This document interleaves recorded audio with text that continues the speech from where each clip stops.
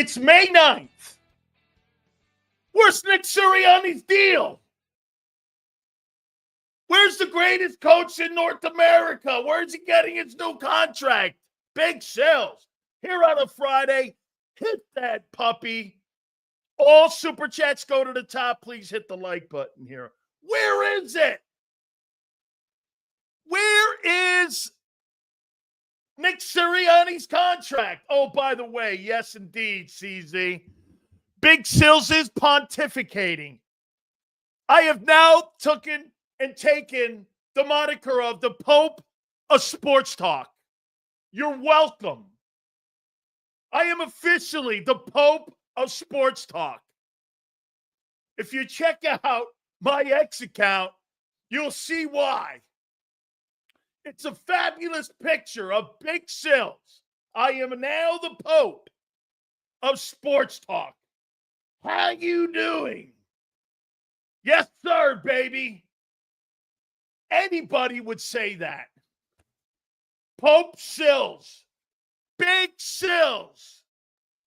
How you doing? All right, now wait a minute here. So, according to some in Philadelphia,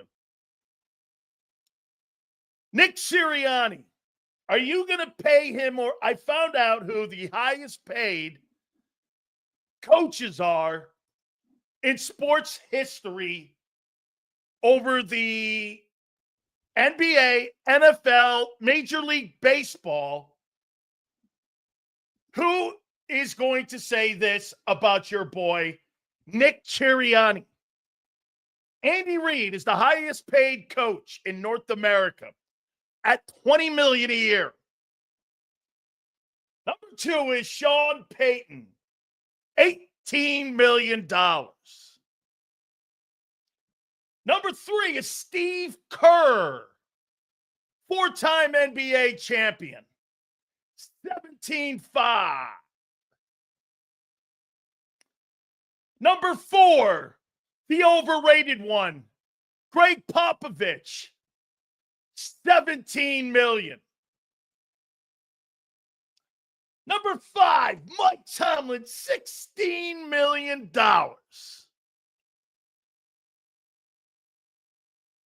Jim Harbaugh, $16 million. And then Eric Spoelstra comes in at $15.5 million. Now, when I name these names, Andy Reid, Sean Payton, Steve Kerr, Greg Popovich, Mike Tomlin, Jim Harbaugh, Eric Spoelstra, and then I add the name Nick Sirianni. It's that famous game, what doesn't fit? What doesn't fit? Come on, man. All those guys have jobs. Where in the world and how in the world do you pay? According to some in Philly, you want to make him the highest paid coach over Andy Reid, Sean Payton, Steve Kerr, Eric Spoelstra, Greg Popovich. Oh, my God. Really? Come on, man. Even the Eagles know better. The most famous coaches in Philadelphia is Jeff Stoutland and Vic Fangio. Come on, man. At best, that guy's a $14 million a year guy. He's the most replaceable guy in the building. Oh, man, oh, man. Like when I say the names Eric Spoelstra, Steve Kerr, Andy Reid, I don't think of, oh, yeah, hey, you know what's missing? Nick Sirianni's name is missing from that list. I mean, oh, my God. Hey, you know what's missing, Sills? It's not one of the Harbaughs. It's that guy in Philly. But he's won so much. He's won so much because they would be winning whether it's him or not. So let me ask you this. You think Howie builds a team any different? If Nick Sirianni's in the building or not, you think Howie Roseman builds the Eagles any different? Yes or no? He does. How would he build it any different? He has no say on the personnel, numbnuts. How does he build it any different? Help me out here. Tell me and help me. Help me to help you. I'm just here to help. Shit, look at this guy.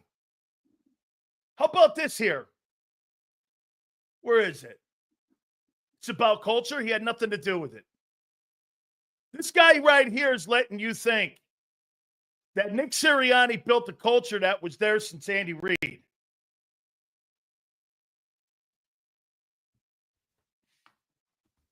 I think they're going to have a really tough decision on how they're.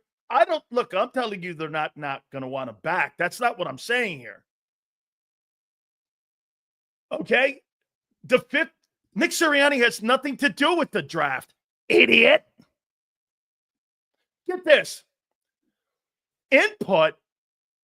So who do you think Nick Sirianni or Jeff Stoutland, when it came to picking those offensive linemen, you think he listened to Nick Sirianni or Jeff Stoutland? That's so dumb. Input? Hey, here's input. Hey, I really like those 5 guys. If that's the input you're talking, sure. Sure, okay. Bro, you have to have significant importance on. Here, let me ask you this. Let's do this. I wasn't even really going to start my show off on this, but let's do this. On building this and rebuilding this team, on a scale of percentages, what's the percentage you think Nick Sirianni has on personnel decisions rebuilding this team? What do you think? I think he has about 5%.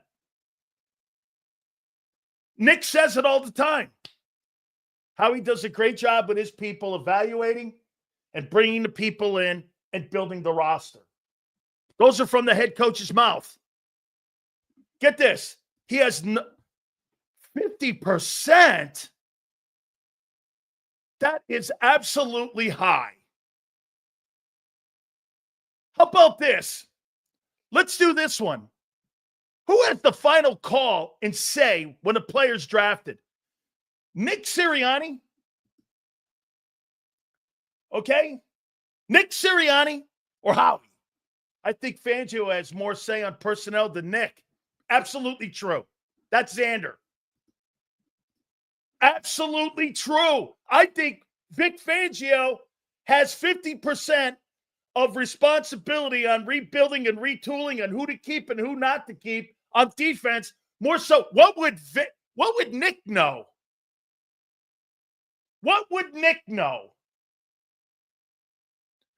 Right? The Super Bowl winning coach said Sirianni's one of the best coaches he's been around. How you doing not listening to this cheetah eating cannoli? Bye-bye. Have a nice Friday. Bro, you're welcome here anytime. This is not a military draft. This is not a military draft. It's like people on my Twitter. Oh, you're just an asshole. You're that. Thanks for the tweet. Thanks for being here. Twiz knows it's all good. He doesn't get his panties in a bind. He gets it. So here, let's put this topic to rest here. Before training camp, during training camp, after training camp, during the season, when does this dude get his deal? When does he get it? When will he get his new deal? Nick Sirianni.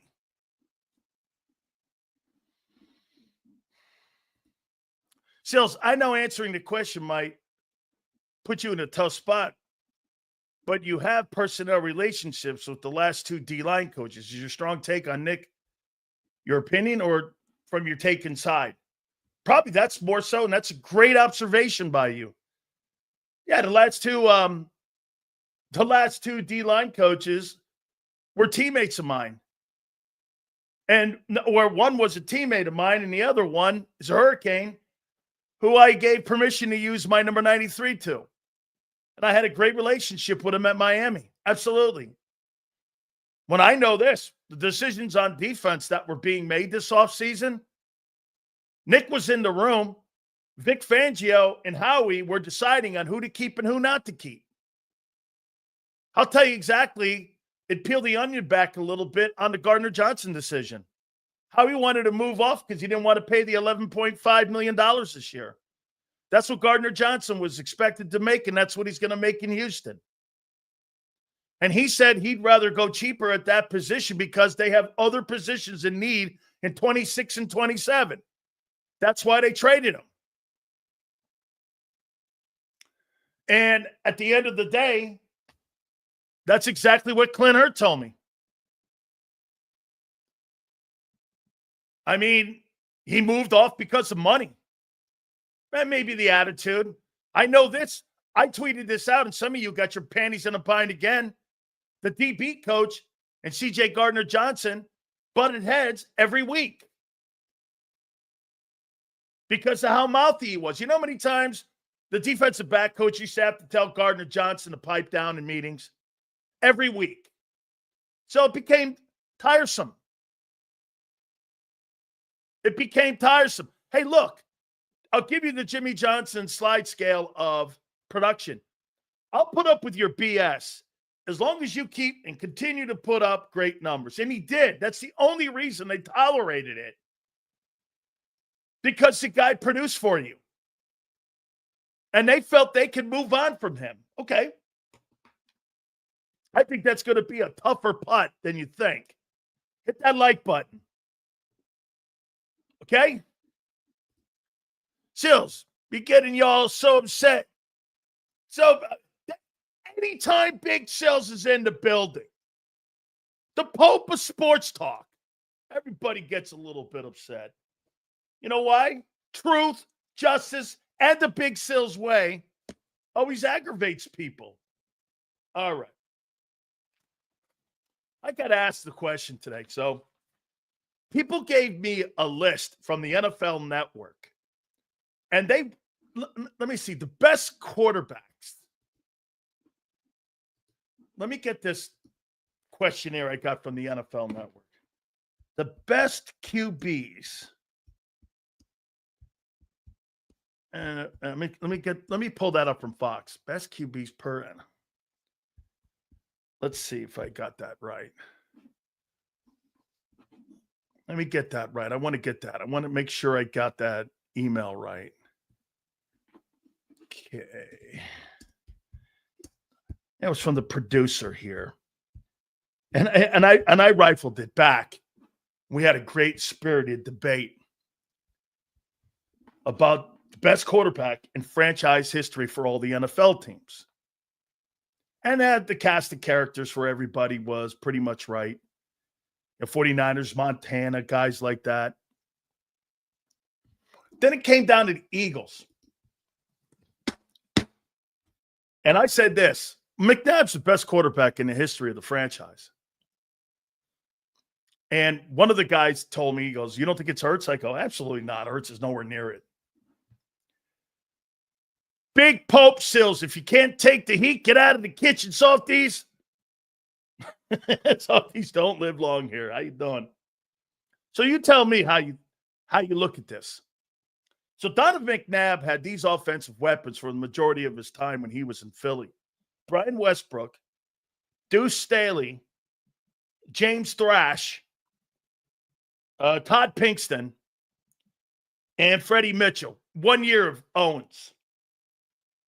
Hurts has had Barkley, A.J. Brown, Devontae Smith, and Jahan Dotson, if you want to go there. I mean, think of who McNabb was playing with. Dude, Westbrook's sensational. He's one of my favorite Eagles. His offensive people were James Thrash, Todd Pinkston, and Freddie Mitchell. And Jalen Hurts is A.J. Brown, Devontae Smith, Saquon Barkley, and Jahan Dotson. Come on, man. The conversation, the guy goes, holy crap. That's who the people McNabb played with? Yeah, he had Owens for 1 year. Okay? Hey, by the way, I'm not a McNabb fan. James Thrash. All right. James Thrash couldn't make the Eagles. Todd Pinkston couldn't make the Eagles.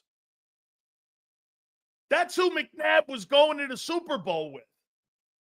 And of course, T.O., 1 year.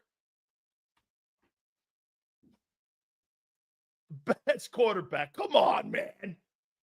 Freddie Mitchell, James Thrash, and Todd Pinkston. Westbrook is a really good player, but he's not Barkley. Okay? I never seen Hurts vomit before a Super Bowl.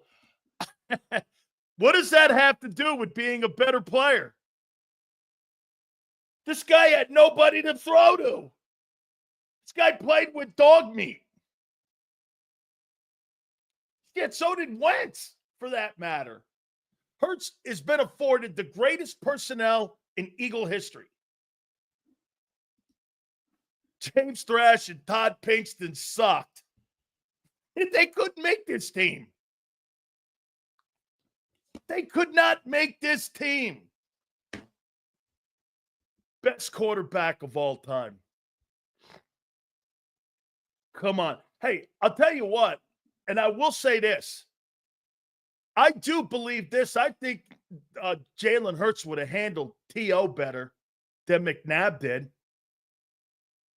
McNabb couldn't handle his own ego. There lies the difference. There's two things.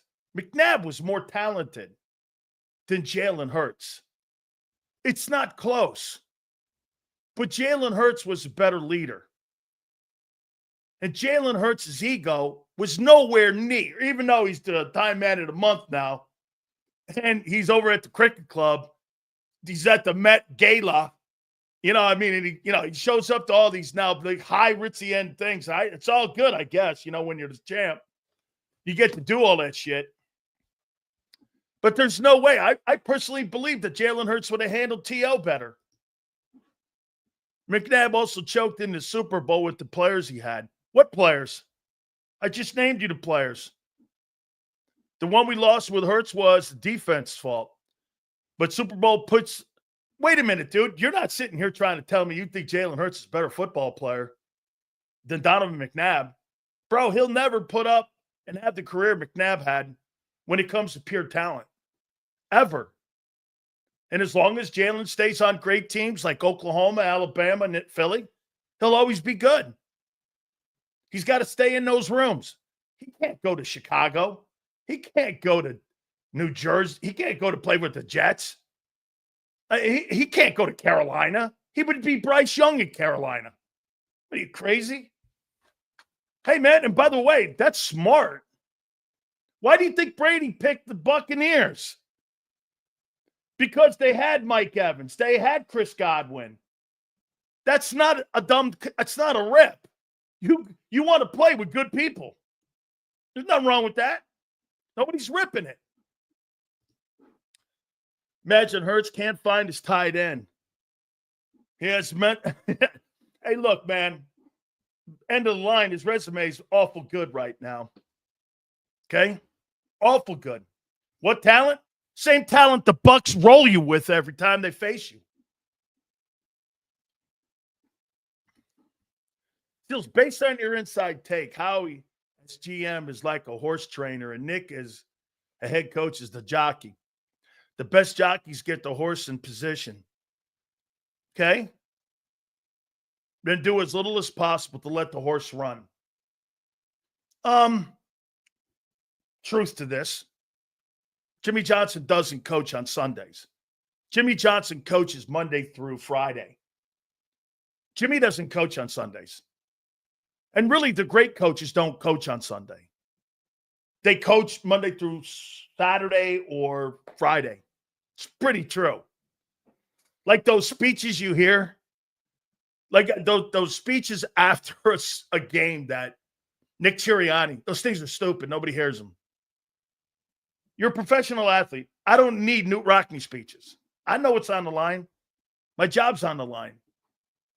I know if I played good or not. I have more of a problem with Jalen and Barkley playing Barbie and Ken at than I do the White House drama.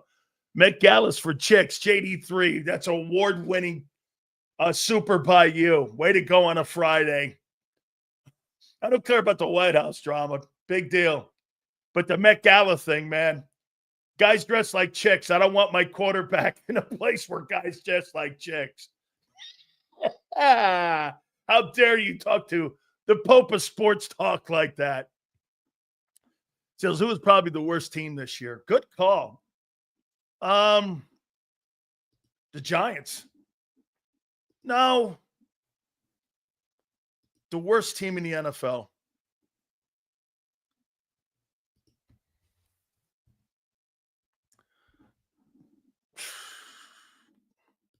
I still think it's Tennessee. I still think Tennessee, man. If I had to pick the worst team in the league right now, Patriots will be better. The Jets are going to suck. The Browns are going to suck. Jags will be better. Yeah, it's the Titans. Raiders are going to stink. Carolina's going to be an improved football team. I'll say Tennessee. I'll take Tennessee and the Raiders. Those are your shittiest teams in the league right now. And plus the Jets. You got to throw the Jets. Always throw the Jets in there. The Jets. You never talk about the Jets in a good light. Why would you? One coach in the history of the franchise has a winning record. And it's Bill Parcells. And the 60-plus years, they've never – get this. You want to hear how crazy that is? The Philadelphia Eagles since 2000 have never had a coach with a losing record at the head coaching position. The Jets in their 65 years have never had but one coach with a winning record. I think that's all you need to know. I mean, doesn't matter who owns it. Hess, Johnson, doesn't matter. They suck. They suck. Giants have the toughest schedule. They will suck. Think about that, for instance. So the New York Giants, who had a horrible year a year ago, are going to have one of the toughest schedules. Yeah, that'll get them over the top. Go ahead, Russell Wilson. I can't wait. Jackson Dart will start by week 4 because they'll get tired of that guy. Well, wait, I don't know. Maybe you want to see Sierra at the Meadowlands.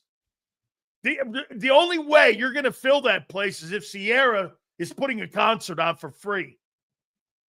Because it won't be the Giants filling the place. Do you know when I grew up, the New York Giants, you had to will your tickets to family members. You couldn't buy them because there was standing room only. That's how in demand the Giant tickets were. Now, shit, you can stand out front with some punk sitting there going 3 for free if you buy 1. 3 for 1. Yeah. Oh, man. No, it's still McNabb here. So let's move on here. I'll tell you what, man. Birds 365 was a grand slam this week. And we got a bunch of good. Jason Cole, as always, will join us at 5:30. Xander's going to join us at 3:30. There's 79 days until the start of training camp. 79 days. Big Sills has open competitions. My top 10 NFL defenses. Where are your Eagles? Problems already in Big D. Slay and Gardner Johnson. Okay? Also, Sirianni's contract a little more. Hit that like button, my freaks. So let's go here. Where do you guys, I heard Xander say this, and I'll ask you.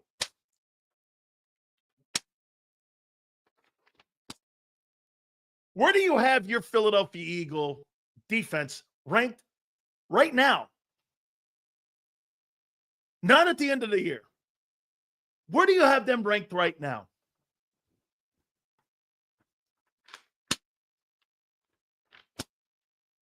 There you go. That's what I want to see.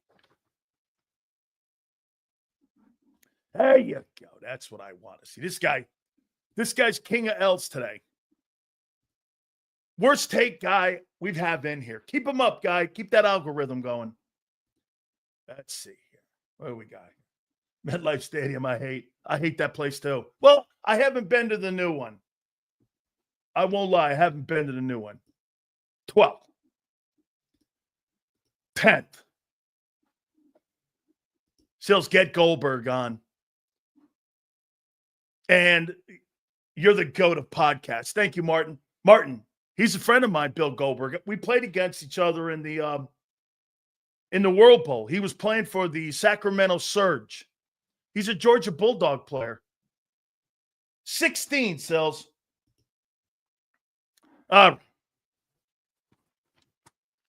Here are Big Sills' top 10 NFL defenses post-draft. You ready? Here we go.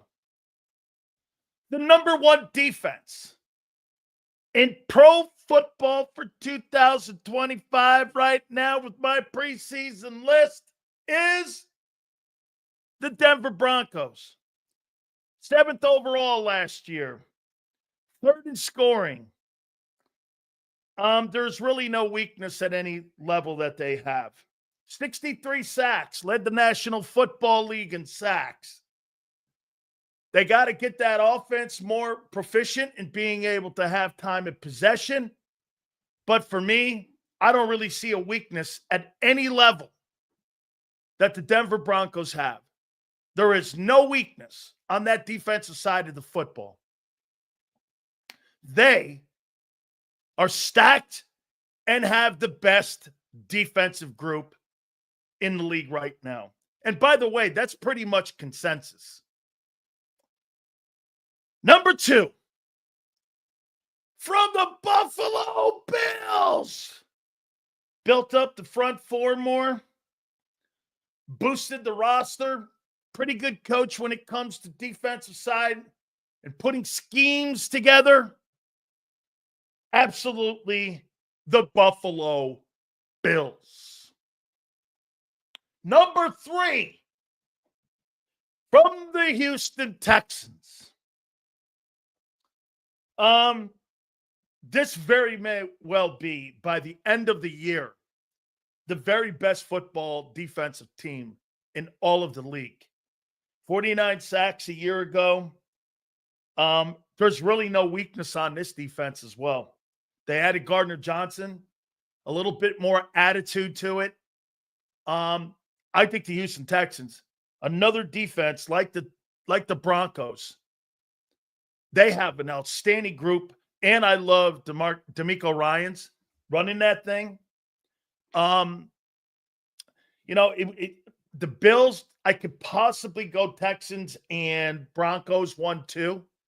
But if you're looking at pure personnel, the Texans, man, I mean, they're good at every level. They've got a damn good football defensive team and a great-looking group of guys. Number 4, hold on. You name 5 Broncos. I know the defensive guys. Chrissy? Number 4, the Baltimore Ravens. Man, I love it. And here we are again. The Ravens building a defense back up again. They get Malachi Starks next to Kyle Hamilton. They end up getting that kid Mike Green in a later round. I'll tell you one thing they do right in Baltimore. They get defense right. I mean, by the end of the year, Malachi Starks and Kyle Hamilton will be the best safeties in all of football as a group. They already have the best safety in the NFL. Number 5. The Detroit Lions. They get Aiden Hutchinson back. I think Aiden Hutchinson, if I'm not correct or mistaken, excuse me. Kyle, hook me up here. How many games did Aiden Hutchinson play last year? Somebody hook me up there. He had 7.5 sacks. Brian Branch is probably going to be the second best safety in all of pro football. So I think the Lions getting him and adding him back to the list, the Detroit Lions are number 5. Number 6. Lamar, no more excuses. Henry and 2 generational safeties. Okay? Yeah, Kimbo. Okay. Number 6, the Minnesota Vikings. Van Kinkel, 50 sacks. I like the additions of Hargrave and Jonathan Allen. They were able to keep Brian Murphy, the sucker, and, of course, Brian Flores, absolutely one of the top 3 defensive coordinators in all of pro football. The Minnesota Vikings. Skull! Number 7. The Green Bay Packers. Very underrated team. I think the only weakness they have is at the edge, but I watched the Eagles not have any decent edge rushers and then win a Super Bowl. Pretty decent against the run. I like this Green Bay Packer defense. Number 8. I have, without a doubt, I debated here, and it was a tough one. I looked at it here, and I said, they've improved. I'm going with the Kansas City Chiefs at number 8. Number 9. The Seattle Seahawks. I'll tell you what, man, they got a lot of good football players that are young on that football team. And number 10, my top 10 defensive football teams. Heading in to training camp are the Los Angeles Rams. Love what they've done. They ended up getting that defensive tackle. What was his name? Puna. They got Puna to play tackle because they got to stop the run when they play Philly. Impressive drafting and what they've done, Verse and Fisk, plus Kitchens being added. It's really a great group. Now, I mean, this Puna kid is going to be asked to do one job. That's kind of stop the run. And there you have it. My top 10 defenses. And I'm going to go into Philly's defense here in a minute. You have 1, 2, 3, 4, 5, 6, 7. 7 competitions in camp this year on your defensive side of the football. Puna Ford. Denver Broncos number 1. Buffalo Bills 2. Houston Texans 3. The Baltimore Ravens 4. Lions 5. Minnesota 6. Packers 7. Kansas City Chiefs, 8. Seattle, 9. The Los Angeles Rams, number 10. So for me, where would I put the Philadelphia Eagles? I'm going to be a little generous because Mother's Day's on Sunday and my aunt's watching.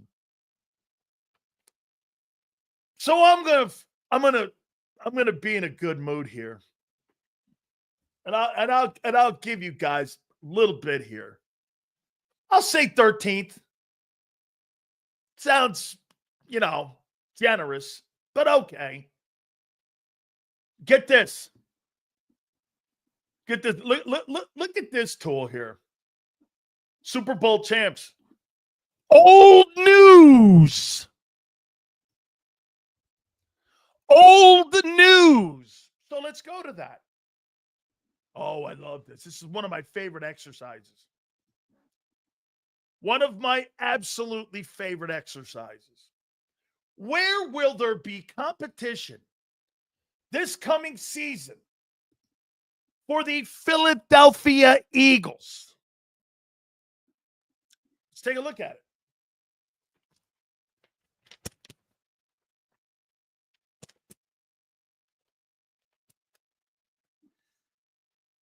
So, until further notice, that's not quite how it works, kiddo.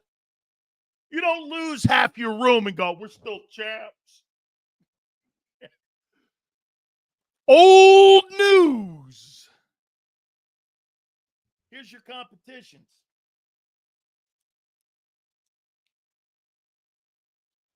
Obviously, right guard on the offensive side. Your competition is between a bust and Kenyon Green. My prediction, Matt Pryor wins that job. Want to bet? You want to bet Matt Pryor. And we're going to hold Big Sills to this. You want to bet Matt Pryor wins that right guard spot over Kenyon Green. So you got a competition at right guard. Right? Will we not agree? Who's the starter? Kenyon Green. Who else? Trevor Keegan. Sure, I like Trevor Keegan. All right. Who's the swing tackle that you had a year ago? Who takes that Fred Johnson role? Let's see. Not the kid from Australia. Miles Hinton, Holland Price, Darian Kennard, Kendall Lam. Who's going to be your swing tackle that you had with Fred when he came in and stopped guys like Trey Hendrickson and Kayvon Thibodeau? Who's that guy going to be? In Jeff Stoutland we trust. I know. Who's going to be that guy, the swing tackle? Right tackle or tackle offense. What do you guys think? By the way, no thing's wrong here, but there's 2 competitions now. Hinton or Williams? Okay. Hinton or Williams? Sure. Okay. Tyler Steen cannot play outside. Oh, I forgot. Matt Pryor will beat out Kenyon Green and Tyler Steen. And Tyler Steen will officially be dubbed E-Bust. So there's 2 competitions on the offensive side. Would we not say we're a little bit instrumental in you winning and winning football on that side of the ball, right? Yeah. That's right. Get this. Listen what he says. Steen's a better tackle than guard. I'm sure that's smart of you there, Forrest Hill. Way to outthink Jeff Stoutland. If Stoutland would have thought that, they would have kept him out there. They realized he can't kick his foot out like when we had Stink on here, and that's why they moved him inside. He's not that good. He's not as athletic as you're trying to make him be. He's not that athletic. When you're not that athletic, you get moved to right guard. And that's the job he's fighting for.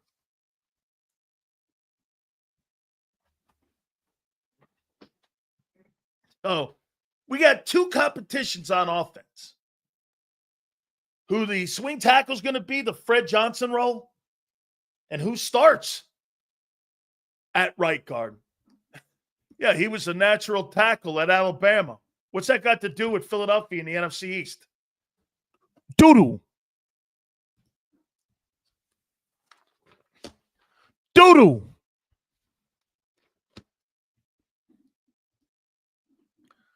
Sales, why can you predict that players on other teams are going to be good? I didn't say anybody was going to be good, but ours, it's, well, see, I'm not stupid or a buttercup, by the way. What did I say? No, I'm talking about your losses. I'm not talking about your young players. The Rams have added. All the rest of the teams that I'm talking have added. You've lost. You've gotten better at no positions this offseason. None. And if you want to say you got better with JAKIB Campbell, I've been preaching this the last month, since the draft, actually. You have gotten better at no position. And if you were going to say JAKIB Campbell, I'm not even sure the kid's going to play for 8 weeks. Versatility? Bro, you've gotten better at no position. You've lost players. And by the way, the Makuba kid, he might be great. I don't know. Ty Robinson might beat Moro Jomo out. That's what we're doing here. We're going to do it. Here's what you have. Here's what you have right now with open competitions on defense. You're going to have an open competition on Moro Jomo and Ty Robinson. Shit, get this. And Xander, correct me if I'm wrong. Yesterday, I asked you 100,000 times where you want to play JAKIB Campbell.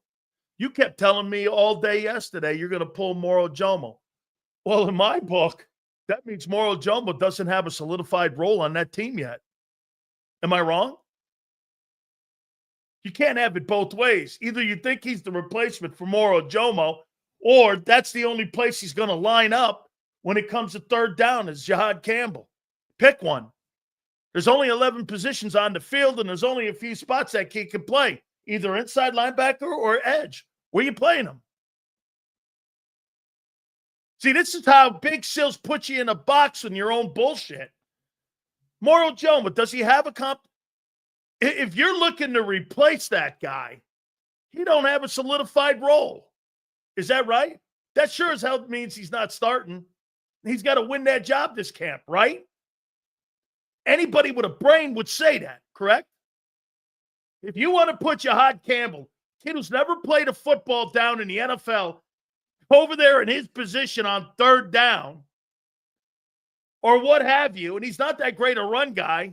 That's why they drafted Ty Robinson, who's better against the run. Okay. That's my point. Open competition. Even RC3 says it. So you got an open competition at right guard, or excuse me, at left defensive end. That's number one. Ty Robinson, Moro Jomo. By the way, I'm going to make a point.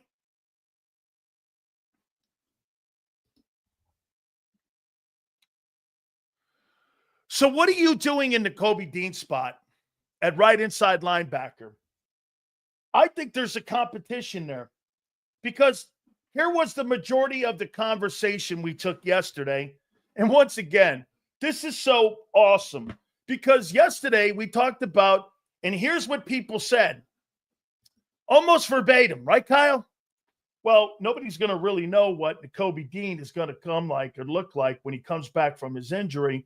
I heard John McMullen this morning say they're probably moving off of him come 2026. Okay, he's open for an extension right now. His injury clearly has set him back. Okay, so right inside linebacker. Jahad Campbell and Nakobe Dean and Trotter. They're going to start Nakobe, I'm sure of it, when he's healthy. So you got to figure out what you're going to do at the right inside linebacker spot. Because again, we go back and say, were you playing Campbell? That's an open position for competition. Is your right inside linebacker? Why? Dean won't be available for OTAs. Dean won't be able to be in camp until midway, I'm hearing, of training camp. Okay? So now you have your left defensive end and your right inside linebacker open to competition. Who plays the Oren Burks role? Mondon and Trotter, right? So you're going to have an open position for the rotating LB, which Burks played so efficiently and was so dynamic in that he ended up getting a starting salary in Cincinnati to go play for those guys. He was one of the leading ball tacklers in the postseason for the Eagles. So you have another open competition for the Oren Burks role, right? Okay. So as of right now, you have 1, 2, 3, 4 battles for a position off your world championship football team as you try to repeat. You got 4 open competitions. Let's move on.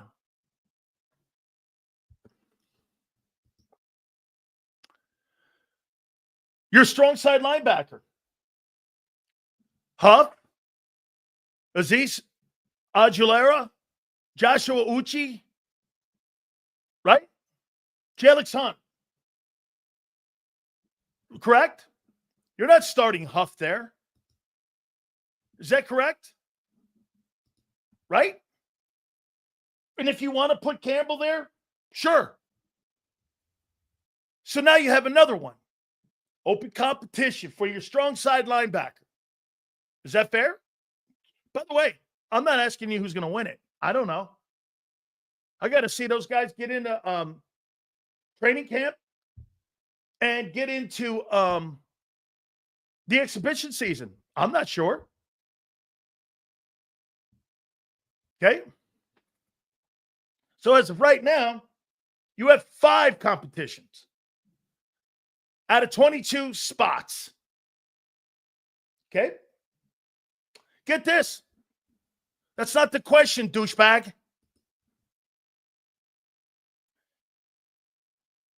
Strong safety. See what you got here. Tristan McCullum and Andrew Makuba, right?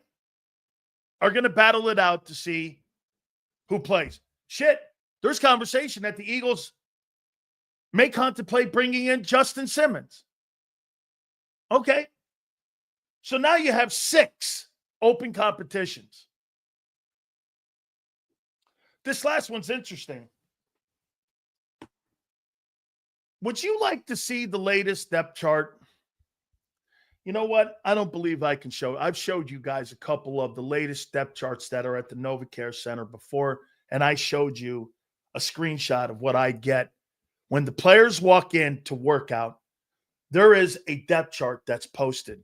Do you know Adoree Jackson's now the number 1 cornerback over Kelee Ringo on the depth chart in the building? Did you know that? Kelee Ringo has now been pushed to number 2. Okay? Did you guys know this?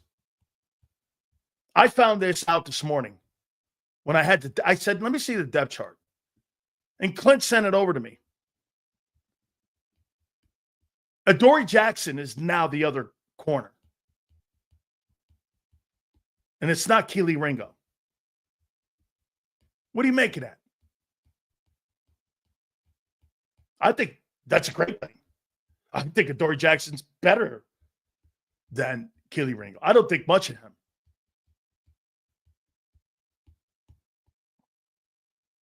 Okay? Here, let me show you from a guy who knows what that means. And this is to show you what this guy doesn't know. When you're a football player and you go out to practice, whether it's helmets or shorts, and they say first unit line up, no matter if you're in full gear or if you're in helmets and shorts, shells, whatever. The guy who's on the first group gets the most reps. That's who the organization's looking at. And every film and every practice is filmed. Everything. Drills, walkthroughs, shells, helmets and shorts, everything. Bob, tell him. Everything's on film.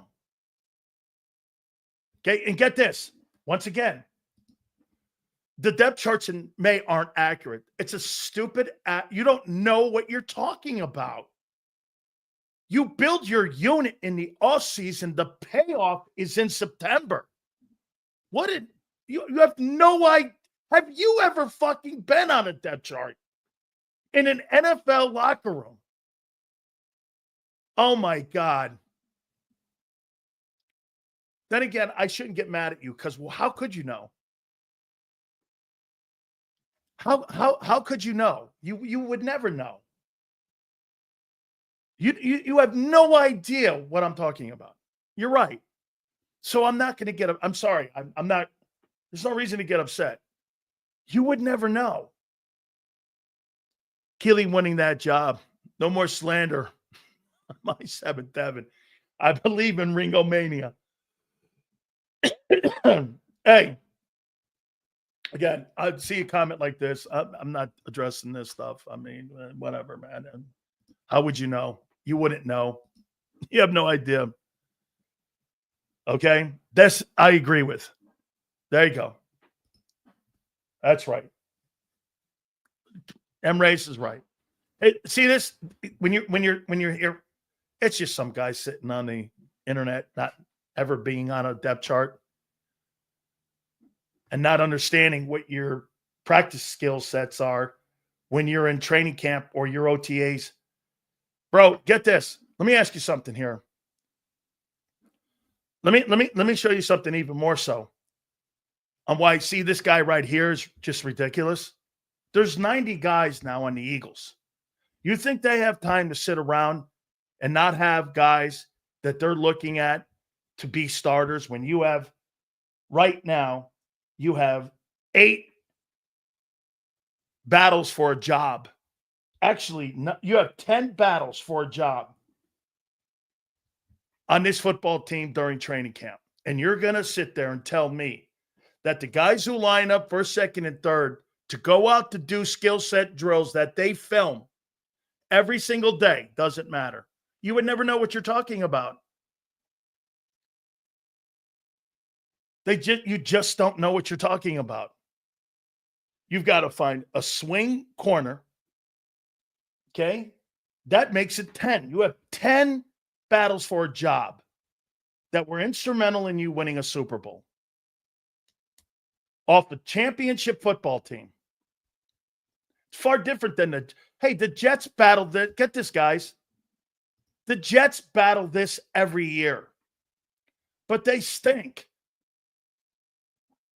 The difference between the Jets and the Eagles, the Jets will have 10 to 12 battles for a starting job every year.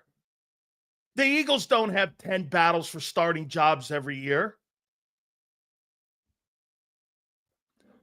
Sills, it's the same at my work. They rank top pickers in my department. I started 14th, now I'm 7th. That's right. And you know where you are in that pecking order, right, Kyle? That's exactly how it is in an NFL deal. Okay? That's exactly right. That's exactly how you move up the depth chart. You move up the depth chart, you get more reps, you get more film, you get more tape. By the way, let me give you guys something else. Is something that you need to know. Understand this. Other teams sometimes watch those films. And they'll watch these films. And that's how they put you on a practice squad. So if you're getting more reps over anybody else, sorry, Kimbo, GA girl, but Davis, Dean, and Ringo gone after this year. Okay? I'm stunned at these chats. They have to be shilling everything is about competition. Competition polishes and polishes for perfection. What any player did last year means nothing. That's right. This is a great T-Bone. Thank you. What you can do for us now. Go Big Sills, go. Hey, T-Bone, that's fantastic. You're right, dude. What you did a year ago means nothing except it puts you in a line of progression on how they put you on the depth chart right now. The guys, it means something to this extent. Okay? It means who's going to be put on film more and who's going to be evaluated more. Ringo Rebus Island will lead the league in INTs. He didn't even start now. So again, when you say it doesn't matter May 9th, that's you're being filmed on everything you do. And let me ask you this. How are you being projected as a starter or not a starter if you have lesser game film or practice film on you? You're not using common sense or knowledge. You're using the NFL does nothing except on draft day on projections. Okay? Vic Fangio watches practice film of every single player every single day. And what he does is he gets a sense. So according to you guys, it doesn't matter if a guy gets more reps May 9th, even though Vic is watching the film to determine whether or not you could play that position or maybe even another position. That is so ridiculous. In Vic we trust. Well, the way you trust Vic is going to look at all the practice tape on what you do in shells and helmets, full gear, mini camp, training camp, and he's going to evaluate where to put you. But you think right here on May 9th, having less tape helps his job. Where do you come up with that? Where do you come up with that?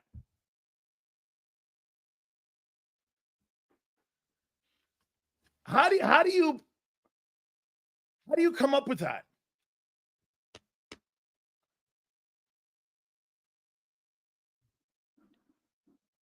No, my top 10 defenses were filled with less losses.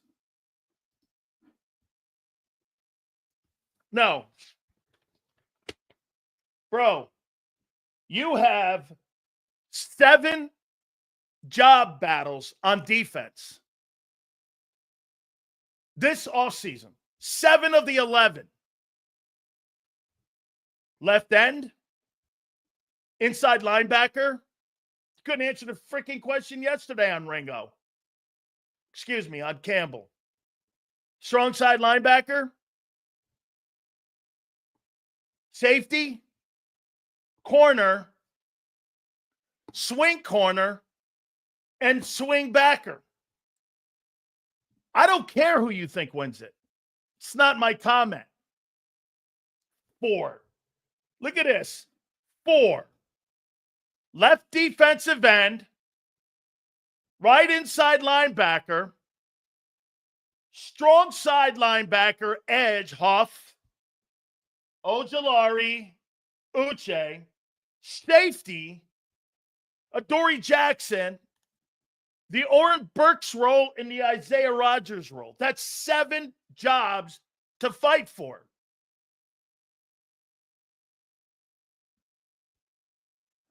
Again, the difference between you and the Jets, how many games did the Jets win last year? 4? You won 14.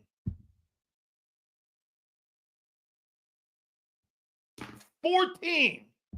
Losing 5 players off your team versus losing 5 players off the Jets, it's not the same.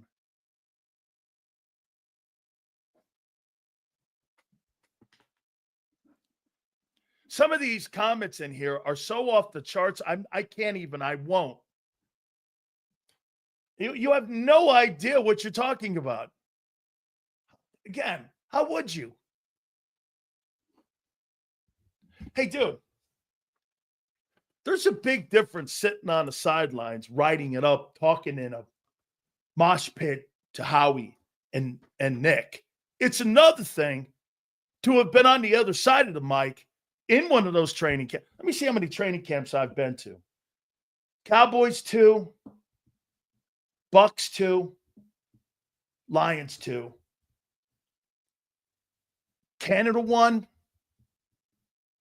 World League 2. Am I right? 2 for the Bucks, 2 for the Cowboys, 2 for the Lions, 2 in Canada, World League. Yep. 1, 2, 3, 4, 5, 6, 7, 8, 9. I've been in 10 training camps professionally. What in the world? And how would you even know what a depth chart to a player, what it means? How are you possibly even...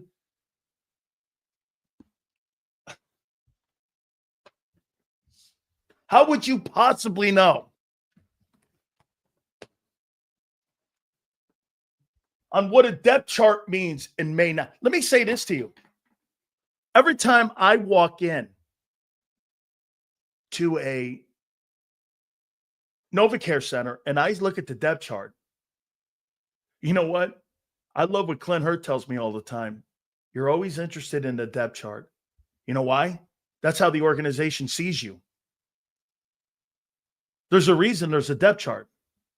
You know why Nick Saban doesn't have a depth chart at Alabama when he was there?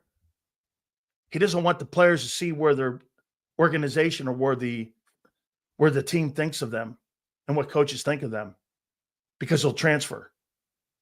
If I walked into Nick Saban's Alabama locker room and saw my name second team, I'm on the horn to Georgia or LSU or Tennessee. I'm not sitting there anymore. And if you're an NFL guy and you're looking up at that and you're looking at the NovaCare Center and you see your name on the 4th team, the chances of you making that team are nil.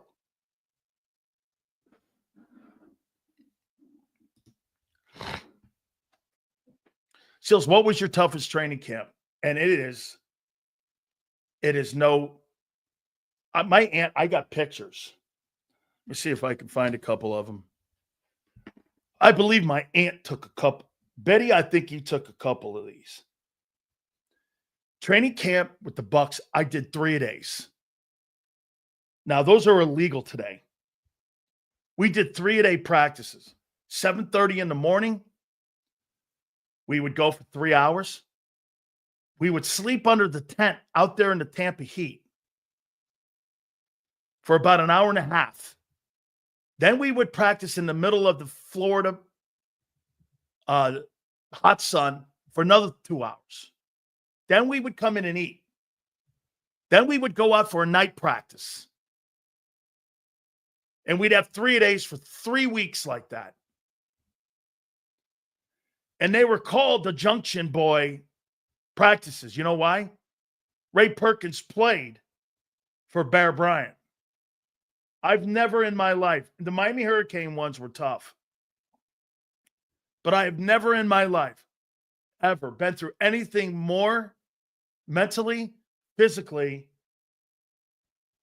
exhausting than being in 3-a-days in Florida with the Buccaneers.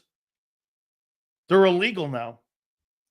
You can't do that any longer. Bucks training camp. My aunt took a bunch of these when we were down there at training camp. And we would be at Old Pepin Root Stadium. And it was some of the most just crippling things that I've ever been involved with in my entire life. And again, you know, you don't sleep much. You barely eat, and you lose about 35, 40 pounds.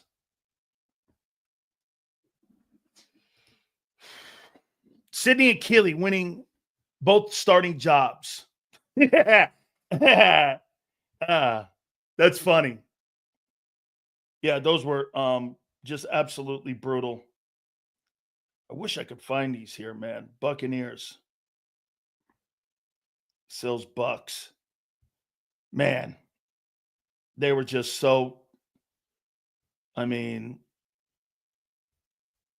here's a team picture. This was right after 3 days. I have never in my life, ever in my life, been through anything like that. And you know what you did? You looked up at the depth chart, and if you never saw, and if you didn't see your name moving up the depth chart, you knew the coaches didn't see you that way. It's just what it is, man. Damn. These were great looking pictures too, because it just showed you how brutal it was. It was like a military style camp. Just military style camp. And right now, one thing I will say, it's better probably now because you have a ton more OTA. We didn't have a bunch of OTAs. And we were in training camp probably for 3 months.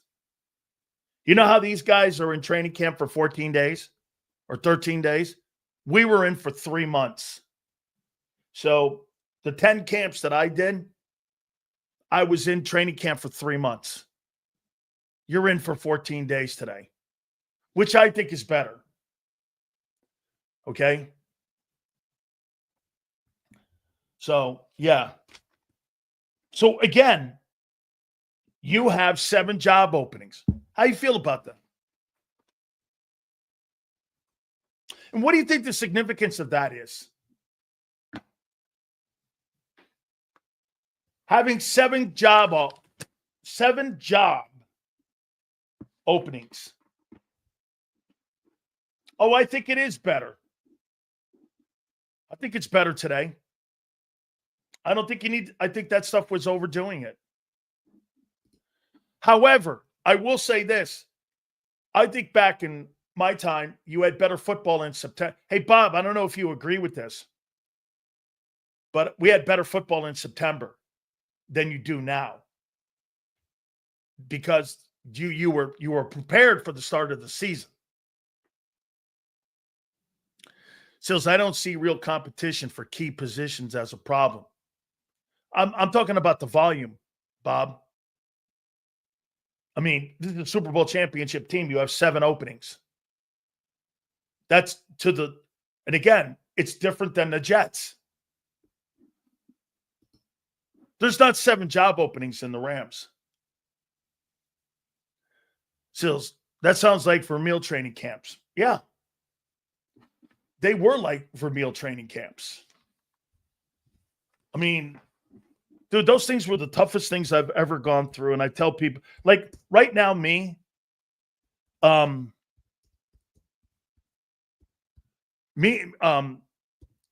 don't know how I got through them. I have no idea how I got through those. They were some of the toughest things I've ever done in my life. And by the way, you didn't even know if you could get up the next day. And you just did. The Cowboy ones were pretty tough with Jimmy. Those were tough because Coach Johnson demanded a lot from you. And the Miami Hurricane training camps were brutal because of where we were in South Florida. 90-degree humidity, 90-degree temperature. It's again, I have no idea how we got through those. And by the way, for the record, I think it's better. Okay? I think one of the reasons why they were in better shape defensively, because they all ran. Yeah, that's a great take right here by M. Reyes. I think the string of heat-related deaths, you're talking Corey Stringer, in the early 2000s put a stop to those kind of practices because it opens, that's right, lawsuits, medical costs. Corey Stringer had a meltdown up in Minnesota. I think John McMullen was covering the team at the time. And Stringer went into heat exhaustion, hit the ground, was a really good player out of Ohio State, and then he passed away. And after that, it was, yeah. So, look, I like what they're doing now. I'd rather not have better football in September. That's why you see more penalties and lower extremity injuries. You see more lower extremity injuries today because why? Guys aren't prepared to play. Plus, I think the AstroTurf Seals, the Rams watch the Super Bowl, so maybe they should be 7 open positions. I'd love to have the defense as set as the offense, but that ship sailed. And quite frankly, Bob, that offense never – hey, Bob, let me ask you something about the Eagle offense. You think the Eagle offense last year – you think the Eagle offense was a catalyst in winning 14 games last year? Shit, I think the Super Bowl, the defense was the better unit. Don't you? You shut down a 2-time Super Bowl champion.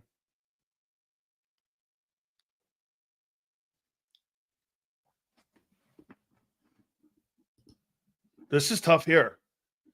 Seals, when I went from playing baseball to upstate New York to North Carolina, it was breathing mud trying to run. Absolutely true. The further you get down there and the closer you get to the ocean, and then the humidity starts hitting in, it's unbelievable. Okay?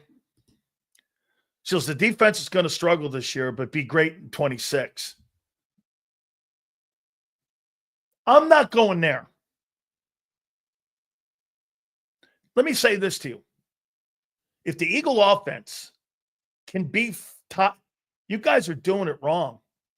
If the Eagle defense can be 13th and the Eagle passing game 12th and the running game 1st, you'll win the Super Bowl.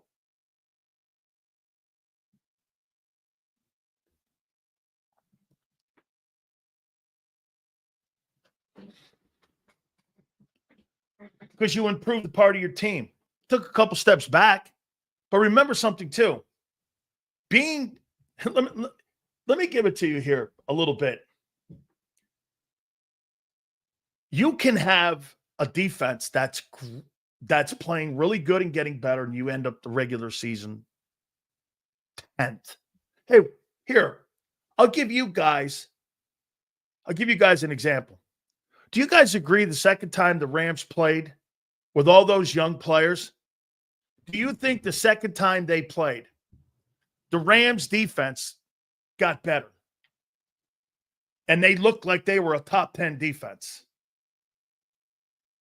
Do you guys think that?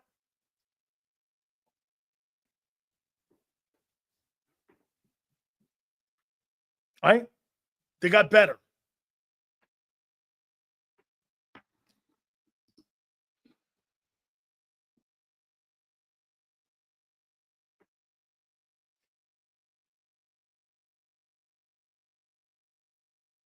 Maybe, Shane. But I would think that offense, they've got to possess the football more a little bit. Okay? So I think the Eagle offense stopped trying to fix the passing game because we bullied our way through the season. Passing game answered the bell when needed. Need to see it again in 25. Which leads me back to the game where Hurts threw for 90 yards net. If that defense doesn't perform and they're 15th or 16th, you're losing that game. Do you not agree, Bob? You're not winning that game. Right? You're not winning that game. Like again, if you're 13th in defense and your passing game's 30th and you're number 1 in rushing, you're not winning that game. You're just the defense. Every time the offense stalled, which was often, in the passing game. You know, let's not forget, you guys added a booster to your offense that put you over the top. Barkley, you know how you hear this comment? One player can put you over the top. Barkley was the guy. You were the same football team you were in 2023. But the difference was approach and Barkley. And Bond, Barkley, and Becton. The 3 Bs were key to yours. Let me ask you this. If you don't have Bond, Barkley, and Becton play at the level they did, you're not winning a Super Bowl. Those 3 players were not on your football team in 23.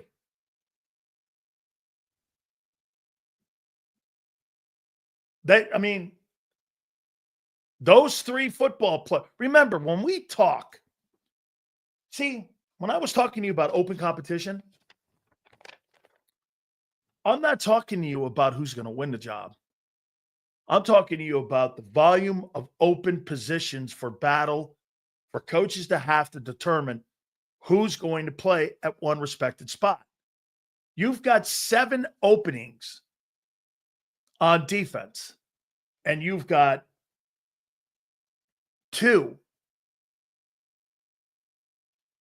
I think. Let me right guard and swing tackle will be the open jobs. Left end, inside linebacker, strong side linebacker, safety, corner, the Oren Burks role and the Isaiah Rodgers role. That's set 9. You got 9 job openings for players to win. Like I said to you yesterday, okay? Like I said to you yesterday, we kept trying to find a spot for Moro Jomo. This is where I got this from. You guys are telling me that Jomo's probably going to win that. Well, I don't know that. You guys are trying to take him off the field in dime and nickel yesterday. So that led me to believe he doesn't have a set job yet. That's an open. I'm not debating who's going to win it, Ty Robinson or I'm not debating that. I actually don't care about that because the game tape and the film and the exhibition season and during training camp is going to win that. I don't know that now. I know there's a job opening there. I know that Nakobe yesterday, we were like, either you're taking him off or you're not taking him off the field and his injury. And then I heard John McMullen go, well, they're not going to bring him back anyway. Well, why wouldn't I start that process right now then? And then John Campbell. I mean, is he going to play this year? Probably. I don't know. Okay, I'm assuming he will. But and you're assuming he's going to have the same transition that Cooper DeJean did, where, hey, he's automatically just going to – he might. I don't know. Still have to find a role for him. Are you going to line him up and end? You're going to put him in inside. Well, he doesn't have a defined role. That's another thing. Get this. You could actually put that down as another job opening. How are you going to define a role for him that's not defined?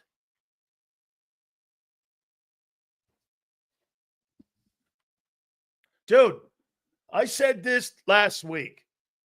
That bye week a year ago won you the Super Bowl.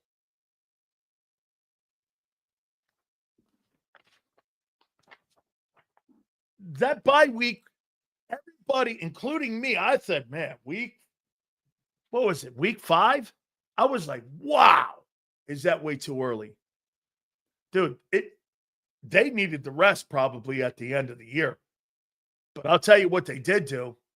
They reevaluated who they were after being 2-2. And that changed the entire landscape of the team. Fundamental approach was changed. Quarterback's turning the ball over too much. Barkley looks exceptional. You guys glazed over my comment in the first 4 weeks. Kyle, you were one of the only ones that heard me say it. Has Barkley changed how they're going to win games? And everyone kind of glazed that over. And I said, he's going to change the way they want to win a ball game. Sure enough, they did. Kyle, I know you heard me say that. Thanks, Charlie. Because Barkley was just getting better and better and better and better. And I went, and Hurts was turning the ball over more and more. They got into the bye, and I go, I think they're going to change their approach.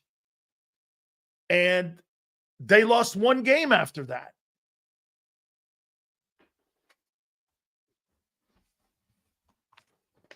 That's great coaching, too.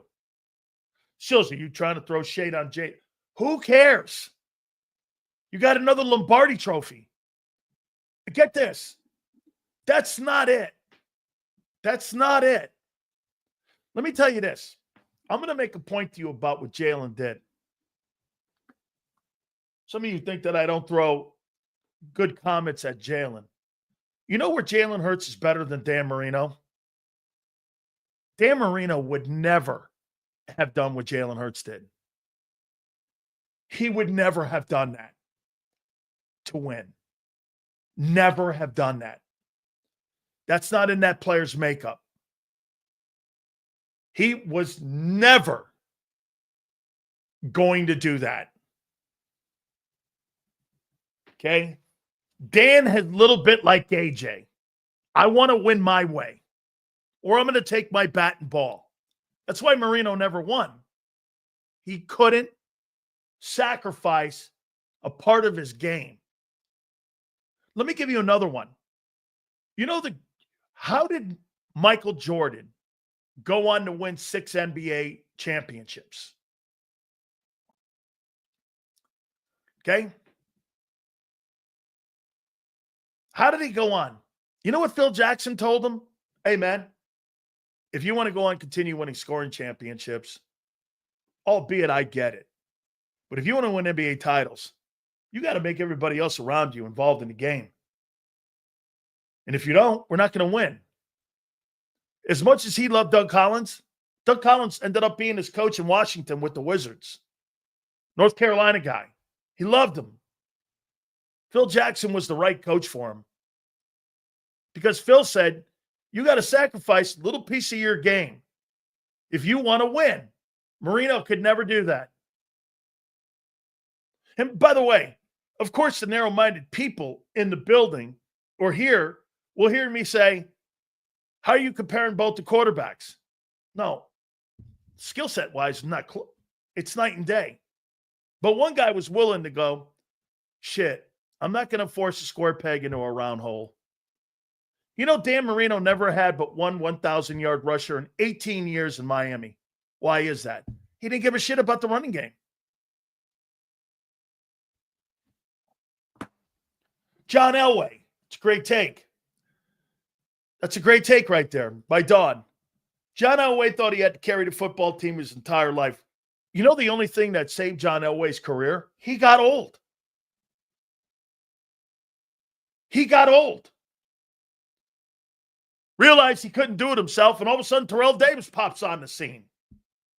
They started running the ball. Elway's throwing the ball 150, 160 yards a game. They went 2 in a row.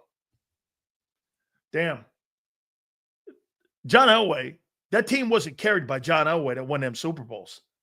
You know John Elway is 2-4 or 5. What is he, 2-4 in Super Bowls? He's 2-4. I think he's been to 6. I might be wrong. Might be 2-3. Maybe 5. I know he went to 3 and got crushed in all 3 of them. Then he got the final 2.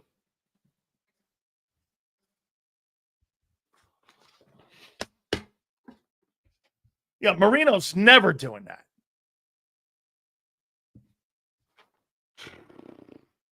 Hey, yes, sir. Hey, I got to tell you. So let me see here. I loved it this morning here when Xander started doing big sells to him. you get better anywhere? No. John McMullen there. No, they didn't get better anywhere. Like, okay. All right. They didn't get better anywhere. By the way, open competition. I don't think there's a bad thing about it. But when you got 7 job openings on defense and you got 2 on offense,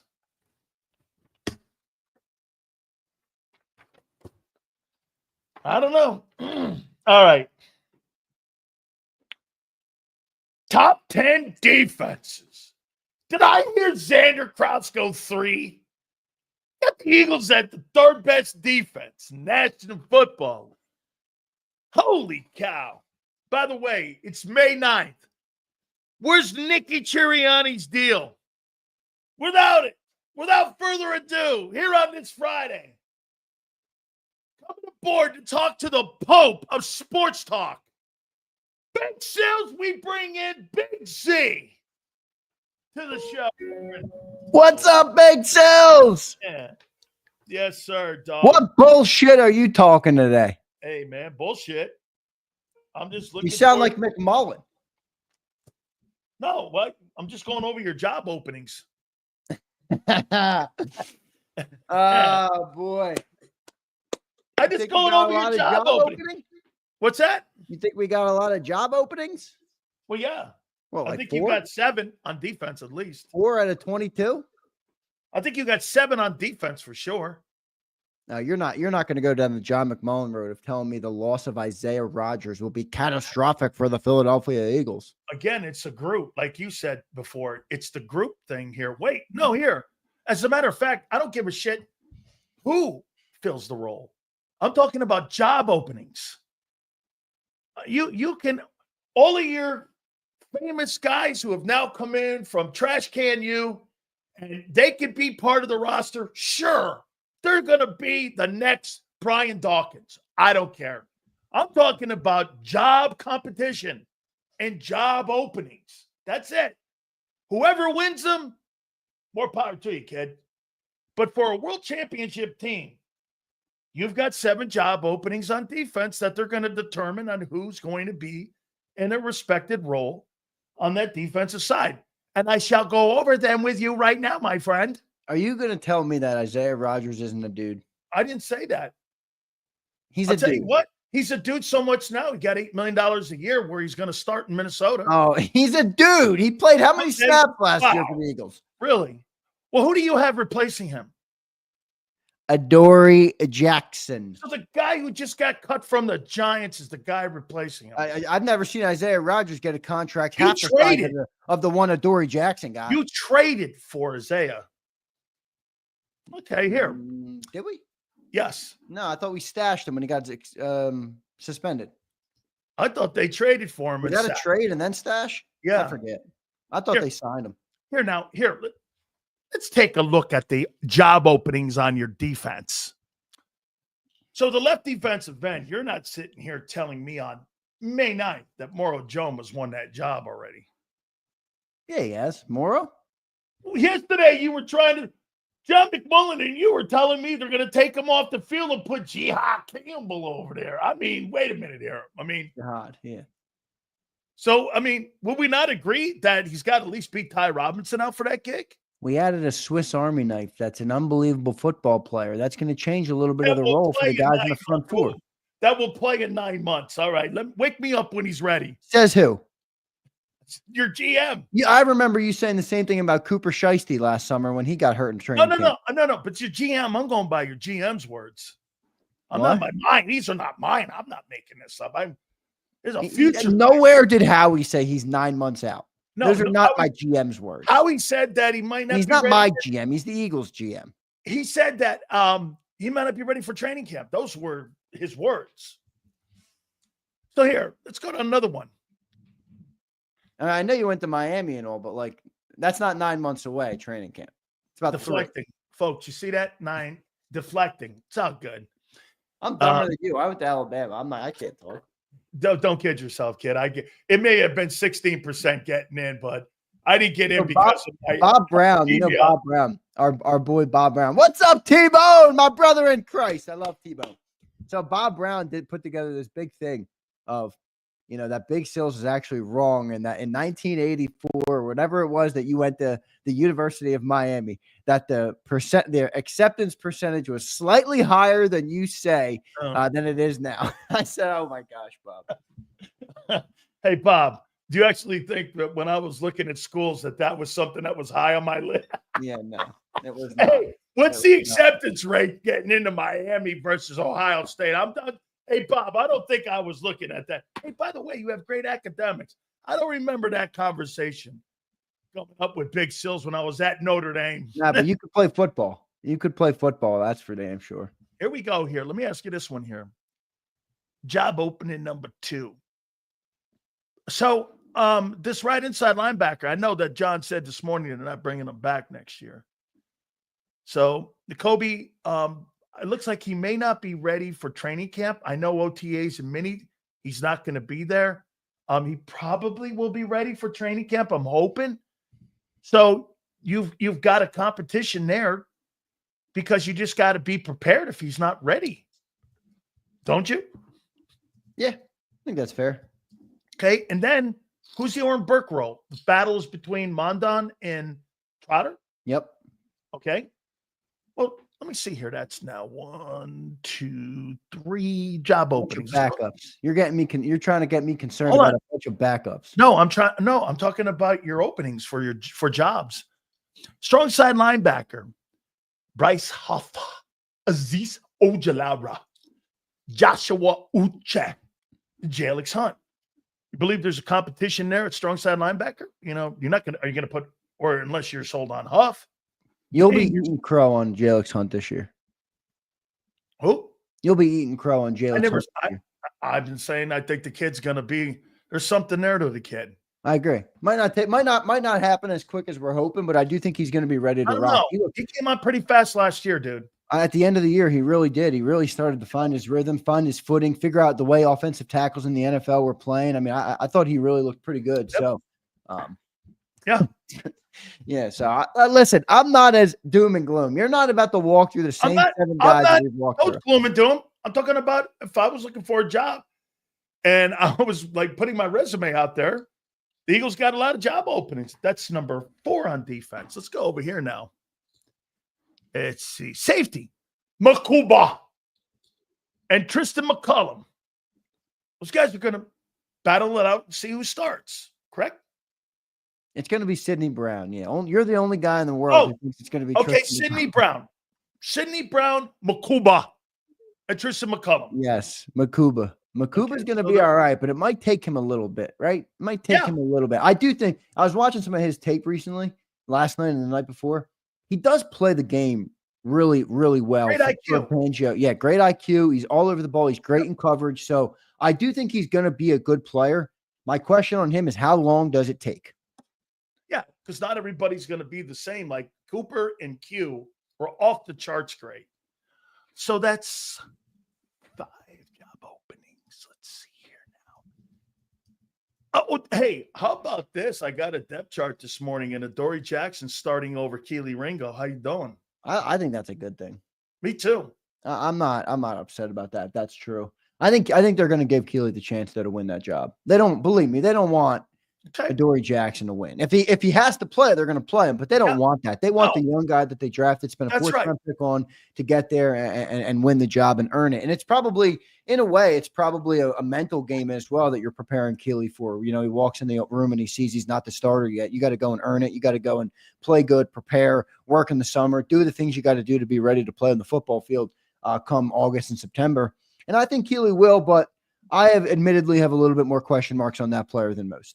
Okay, so we got 1 left end and backer, 2 safety, 3 4 a backup here and a backup corner 5 and we got everywhere. You got the Oren. I'll tell you what, if you don't think that Oren, not you, if somebody doesn't think that Oren Burks role was a significant factor in the Eagles winning the Super Bowl in the postseason, people would be high. He had 46 tackles in the postseason. It was. He came in. He played very well. Remember, Nakobe Dean I was shocked. I moved on the kid. Yeah, in the first playoff game, and you know, a lot of people questioned what that was going to look like in the defense opening up. I did. I was like, hey, man. Because remember what happened the year before. Oren Burks wasn't on the Philadelphia Eagles. He was on the San Francisco 49ers. Correct. And he came into the game in the second half of the Super Bowl when Dre Greenlaw tore his Achilles running onto the field. And that second half, Andy Reid and Mahomes just kind of went, oh, we're taking you to the woodshed. And they did that entire second half. So I was kind of expecting him to get beat again. But credit to Oren Burks. He really played well late in the year last year. Earned himself an opportunity to start in Cincy. That's for dang sure with Al Golden there. So we got 7 opportunities for people to win jobs on defense. Okay. Now, again, I'm not talking about the talent. I'm not talking about anybody who you like, who you think should win, but the organization has to make a decision on 7 different roles on defense, starting and backup. On offense, there's 2, the swing tackle and also the guard. So there's 9 job opportunities with the Philadelphia Eagles this offseason and in the training camp. How do you take that? There's 9 job openings. If you're who? If you're anybody. I mean, 9 job openings that you have where you'll have some type of competition. Now, again, Xander, some competition's going to be intense. Some competition's not going to be intense, but they're going to not want to just hand roles to people on people that were exited off the team, right? I mean, wait. This is one of the great Nick Sirianni's Jesus, Nick Sirianni. Core values is competition. Oh my God. It's competition. Yeah. Okay. And the team is going to have to come in and they're going to work. No, in all seriousness, every time he mentions Nick Sirianni, he loses me. Let me get something out though, because I do think that this parallel can be drawn to some extent. The reason that the best college programs become so much better and the gap widens as the year goes on, typically with the top and the bottom, is because when you're at Georgia, when you're at Alabama, when you're at Oklahoma or Ohio State or Penn State, the backups that you're playing against in practice are better than, 30-40% of the Power 5 schools. Okay. So the Eagles have created this roster that is so deep with talent. There's good things and there's bad things to that. But I do think the competition element has worked so well in recent years because they've allowed athletes to go and win and earn the job. And with that, I think some of these guys are going to, like Keely Ringo, we just talked about it. Good. I'm happy he's second on the depth chart. I'm happy. Go and earn the job, young man. The better you play, the more you'll get. But these guys aren't established roster people you're having competition with. These aren't guys who have been there for 2, 3, 4 years where you're battling for competition. You just signed these guys. Well, no. Really? If you're Keely Ringo, hear me out. Or drafted them. If you're Keely Ringo and you're trying to win the first team defense snaps, right? And you come into practice, who are you lined up against? You're not lined up against Makuba and other corners. You're lined up on A.J. Brown, Devontae Smith. How long has he been here? Keely, this will be his 3rd year. I mean, we got to find out sooner or later about this guy. I agree with you, but Keely Ringo remember, he was really young when they drafted him. Why didn't Vic go to him when they wanted to go to another corner last year and they went to Isaiah? He wasn't injured. No, he wasn't injured. It's a fair question by you. John says that he thinks that Isaiah was better suited for that role, and I don't really know what that means. He's 22 right now. He's going to be 23 in June. Because it's a zone role. You don't have to be a tackler in zone this year. You don't have to be a tackler in zone. You have to be. Nobody would ever go like this on Slay. But I tell you what, man, Slay knocked people out, and he was one whale of a hitter back there. What would happen if Slay ever got beat? He would hold you. He would grab you. And it's a great technique by a veteran guy. Yeah, but here, this guy brings up a good point here. He goes, is Ringo, Josh B, thank you, bro. Is Ringo younger than Q? Q is a whole year older than Keely. Quinyon's turning 24 in July. Keely's turning 23 in June. Okay. How long are you going to sit around waiting for him then? I'm just saying they did draft. He was a 4th-round pick. He wasn't drafted to be playing year 1 or year 2, really. Okay. Now you're right. The moment has come, and he's either going to win the job or he's going to be gone. Right. But I think he's going to have a chance to win the job. I do remember for all my SEC football fans out there, for the college football fans who do love college, again, not the same game, not a perfect comp, doesn't always translate, but he was a very special player at the University of Georgia. He was one of the better players on that defense. And many people said if he had stayed in college another year, he probably would have went second round or maybe even first round, depending on how good he played. So, I think the first year was kind of a wash, getting him up to speed. Last year, I think, was your first thing where you're like, they put an Isaiah in. Why not put Keeley in? But again, maybe he wasn't ready, and he's going to have every chance to win it this year. And if he doesn't, you do have a guy in Adoree Jackson who has a lot of experience in the NFL, who did sign a 3-year, $40 million contract a couple of years ago. So he's got some level of NFL pedigree. Is he the best? No. But how will he play inside of Vic's system? Do you agree with this sentiment? Vic's system and the defense that Vic allowed the Eagles to thrive in last year is conducive to helping corners out as compared to if you put him in an island on man. Absolutely. Absolutely. That's why we talk about Quignon's not lockdown, right? No, that's right. There's no doubt it's lesser to play because plus you have a center fielder in your backside to help you. You're not on an island by yourself because of the too high. Absolutely. Right. It is by far easier to play. Uh-oh. That's a Sileo freeze if I've ever seen one. What's that? Oh, you're back. You're back. You froze. Oh, okay.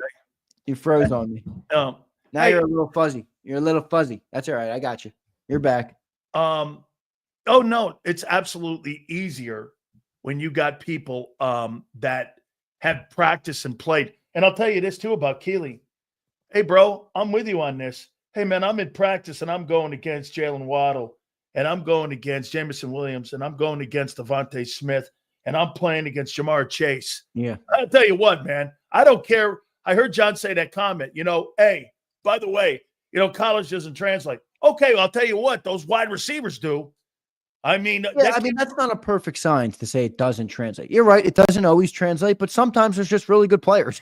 Bro, if I'm playing is anybody going to tell me Jeremiah Smith isn't going to be a good player when he gets to the NFL? That dude is going to light the league on fire. I would do anything to get that guy if I had to. When you see a good ball player, right? Yeah. It doesn't matter where he, right. I think it's a little different for certain positions, but I do think you're right. You can't just say just because a good player is good in college, he's not going to be anything. I mean, you can't take it to the bank, but I think that's the part of drafting and get good players and, get players that thrive. Look at Jalen Carter. He dominated in college and didn't even have to play that much there. So I don't see these as big of problems as you do. Now, John had him as the 17th ranked defense this morning. Where do you have him at? Funny you can say that. Go over here. Hold on here. Oh, here we go. Oh, gosh, not the chicken scratch again.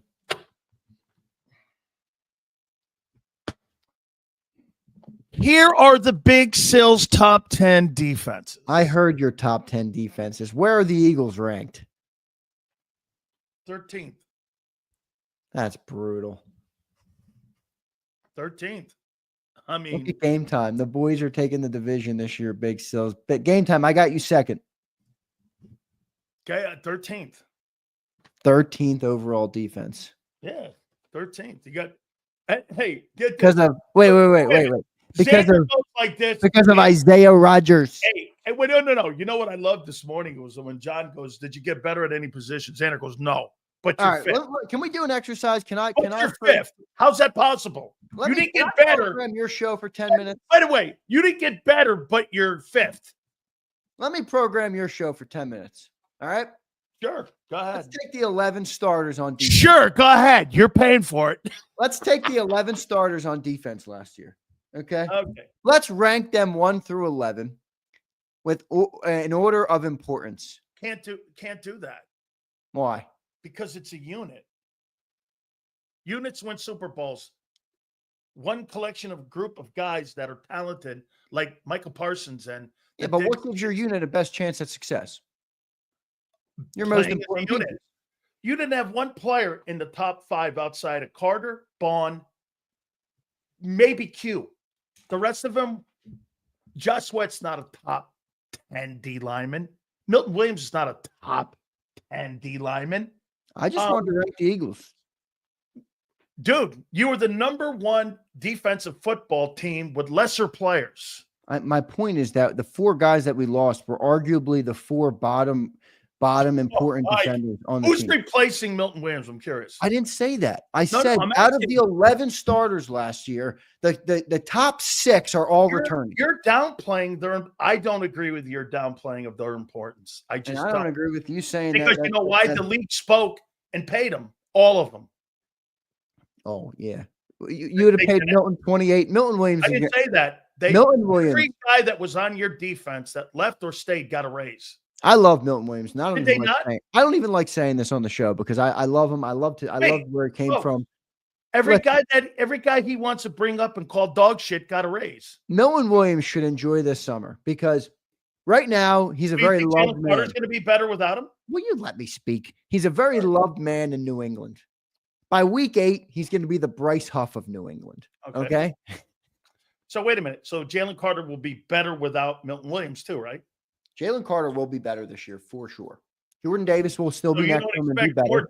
You're bringing in Moro Ojomo. You got Moro Ojomo sucks at the run. Okay, but he can still rush the passer. Well, there is a thing called first and second down. Well, I'm aware of that. Jordan Davis, baby. Jordan Davis. Oh, the greatness of him. JD. It's JD season. All right. Let me look at this. You're speculating the team's going to I'm not speculating. I'm looking at No, you got 7 job openings on defense. It's all I'm saying. We had those last year and it worked out well. I'm not saying it's going to work out the same, but there's still the chance that it's successful. I don't think you have the players. Conclusion. I don't know. I don't think you have the players on your roster to replace the players you are trying to replace. And let me go here. So Gardner Johnson and Slay, you think you got the players on that football team to replace the production of those 2 players? Slay, I feel like, is a little easier than we think because of how much time he missed, but he's going to be tough to replace for when he was on the field. But no, you don't have it right now. No way. How about as a group, these 2 guys? It depends. How much better is Quinyon Mitchell and Cooper DeJean this year? Or do they have a sophomore slump? I think it depends on how the front plays. If the front plays like and as versatile as it did a year ago, remember something. I disputed this, and by the end of the year was proven I was wrong on this. The secondary in 2024 was superior to the secondary of 2022. Why? You didn't have the volume of pressure that you had this past season that you had in 22. So that's why when Bradbury got that contract and he got that enormous money, he got it based off of what that pressure was with those 4 guys getting double-digit sacks and the 70 sacks and the volume of pressure and hits on the quarterback. That wasn't anywhere near what those guys played with this past season. They ended up being better, Xander, as cover guys. And because you basically, with the edge guys, you had, I don't know, I mean, I wouldn't call them exceptional. Did you think you had exceptional edge pressure this year? We didn't even have a double-digit sack guy. Wait, listen to this. Last year, our defense was better than 22. This is just a crazy stat for everybody.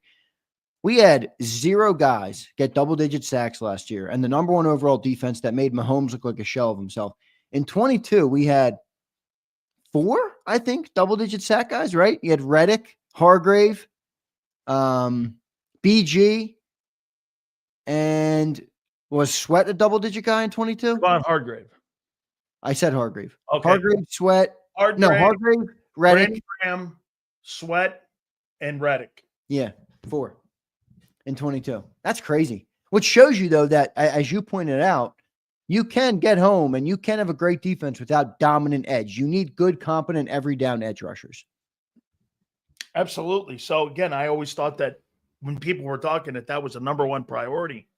The number 1 priority wasn't replacing or getting an edge rusher. It was replacing the versatility that the other guys that you lost, in my opinion, because I think there's versatility because you're going to have to do it now with multiple players, with multiple defensive fronts than what you didn't have to do this past year. And when you have substitution issues like you're going to have, how about this? I'll take that back.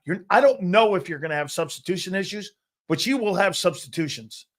Because if you're going to tell me Moro Jomo, and he's a good pass rusher, the guy that actually comes out, I thought about it last night, it's Davis that comes out. It's not Moro Jomo. Davis will come out and third down. It's why he'll play. We said that. We said that. Moro, he'll slide down. Davis comes out. Jahad Campbell goes over to his spot at end. And that's how Kobe stays on the field. Davis is the odd guy out. If you're going to play him. Long term, it looks bleak for Nakobe Dean for sure. Yeah, because I think they really do it. Don't you envision him as an inside linebacker next to Bond? Who? Jahad? Yeah. I do, but that's, But isn't ask yourself this, though. Isn't the perfect world in 2 years from now, if you're the Eagles, is it the perfect world Nakobe and Jahad? And having Bond where? Well, no, when I'm saying when Bond's 33, I mean, don't you want to have a plan where you have a guy? What do you think Bond's going to be? 35? Okay, say 29, 30. Okay, in 3 years. He's 31, 32 years old. Yeah, and you move on. You're probably going to move on from Bond after 2 years. You got a 24-year-old linebacker right now. Wouldn't that be just you'd want to keep that kid Dean on your team? I mean, but you got to pay him because his contract's coming up. I mean, or I honestly, Sills, this is going to sound out there, but I do think Smile Munden's going to have a good chance to be as good as Nakobe Dean. I love that kid. Yeah, he was a really good pick in round 5. Boy, man. He and you know what? The value, it was off the charts in my opinion there. All right. Let me ask you this one here. This to me, when you're talking, what will be the biggest challenge for Vic putting this group together like he did a year ago? The biggest challenge is it the teachability aspect? Like hear me out. Makuba could be a great safety, but if he can't play safety in Vic's scheme, if he doesn't know when to be high, when to be low, how to communicate, how to do the different things that Vic is going to ask you to do in different coverages and different, in different systems, could that be the biggest hurdle? I mean, think about it, Sills. Seriously, think about this for a second. There is not a starter on defense that is over 28 years old. Now, if Adoree Jackson... And there's only one that's 28. Bond's 28. Jalen Carter's like 25. Nolan Smith's like 25. Jordan Davis is 26. I mean, Jalix Hunt is 24. Cooper and Quinion are 23 and 22. Cooper DeJean just turned 22. And you know what you said? Listen, this is where I disagree a little bit with John. Bro, when you're... Oh, it's 19, about time. When you're 19 years old... Do the same show morning and night. You and Sileo. But when you're 19 years old and all you've seen is success, SEC titles, national championship games, national titles, winning the East, winning Super Bowls, winning playoff games, winning NFC titles. I mean, think about Jalen Carter right now. He's got 2 national title rings, 2 NFC title rings, and a Super Bowl ring. And he's 24 years old. It's crazy, bro. That's just nuts.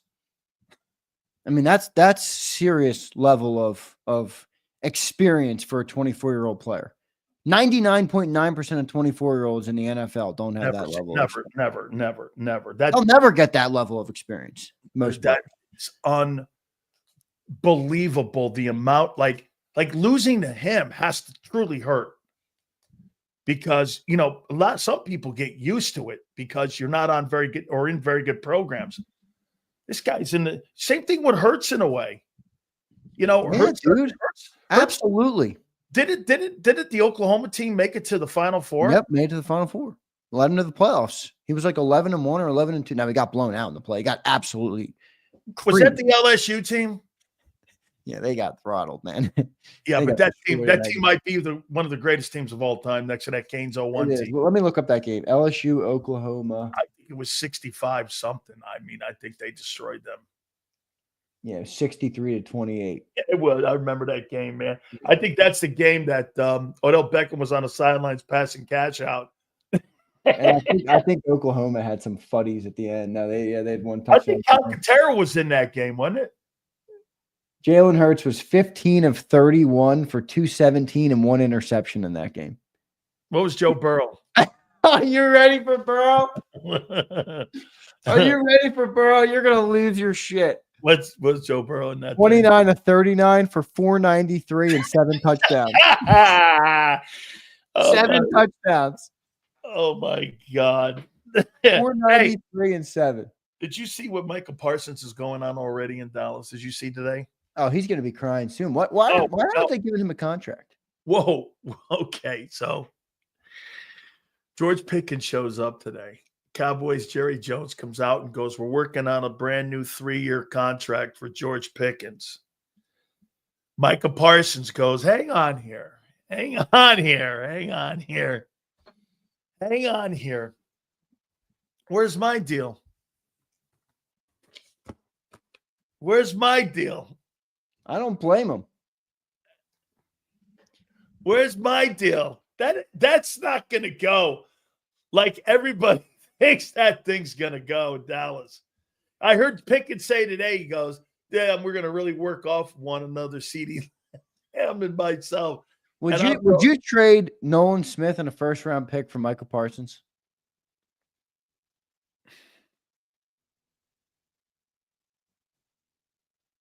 Bring him in, give him a brand new deal. $40 million a year.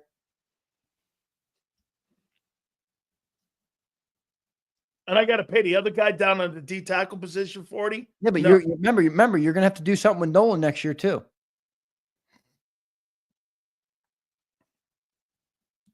Yeah, but I'm not paying 40 for him. You're gonna have to pay a lot for Micah. Yeah, no, but I'm not going to have to pay 40 for Nolan. Shane says, "Andy, you're effing crazy." Shane, I didn't say I would do it. It's a question, Shane. Come on, Shane. Yeah, but for the Eagle defense, does Michael Parsons fit the role that I'm looking for him to fit the role that Vic would want him to play? Probably not. He can't play the run. He can't play the run. He's not Van King. You know why I like Van Ginkel more than him? Van Ginkel plays all the game. He plays the run. He plays the pass. He pass rushes. Hey, dude, I get you want to be a podcast star. I do. Okay? Hey, I get it. I get you love being a Dallas Cowboy, but you got to put in the dirty work. You know, can I say this to you about the Eagle defense? The Eagle defense, to me, are a bunch of like blue-collar worker guys that go to work every day, that have a role on their team. They're defined by their manager, who is Vic, and he tells you your role and what you're going to do. And you know what you're happy to do? You're happy to do it because you know that at the end of the day, you're going to win. Michael Parsons sees it as a him thing. I would not want him on my team. I don't like him. Yeah, but they're making if you're Micah, and I'm not a big fan of him either, the way he handles himself off the field, but you're probably annoyed at this point. I mean, he's proven himself to be one of the best edge rushers in football, and they just won't give him a deal. So who do you think's a better edge rusher, Trey Hendrickson or Michael Parsons? Natural edge, probably Trey. Okay. Who do you think's a better football player?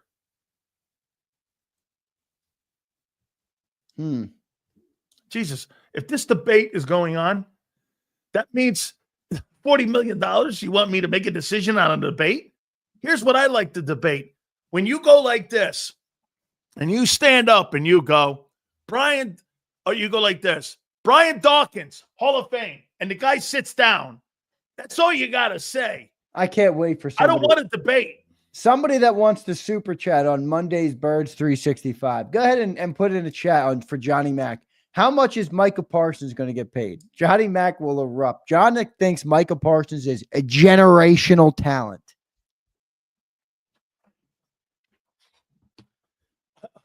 I agree. Isaiah's probably right. Trey Hendrickson's not better than Micah.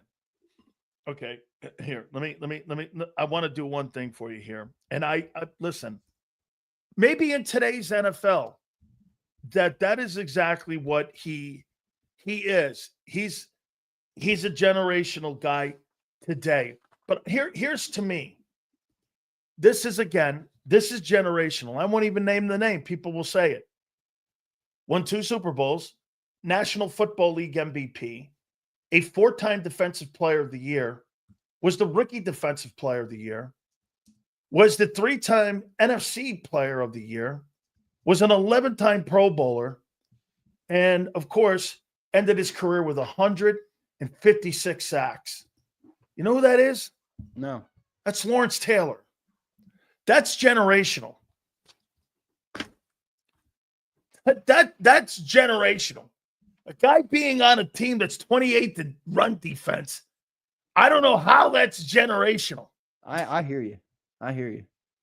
I mean, by the way, let's go back to Nolan. The only reason I take Micah is because Nolan Smith is a schwimp. I will say this about Nolan. That's it. I do think that there is a chance that he struggles a little bit more this year than we're expecting. Like, I think a lot of Eagles fans, me included, have just kind of put him in the, okay, check that box category, but he played half a good season and he's hurt again. So, like, is he going to come back and be the same guy as he was at the end of last year? I don't know. He did have 4.5 sacks in the playoffs, which is extraordinary. So let me ask you this last one before we read the supers. Where do you have your Lindbergh Cheese defense, or excuse me, your no-holes defense this year ranked? Where do you think they finish? 9 is the floor. Top 5 is the ceiling.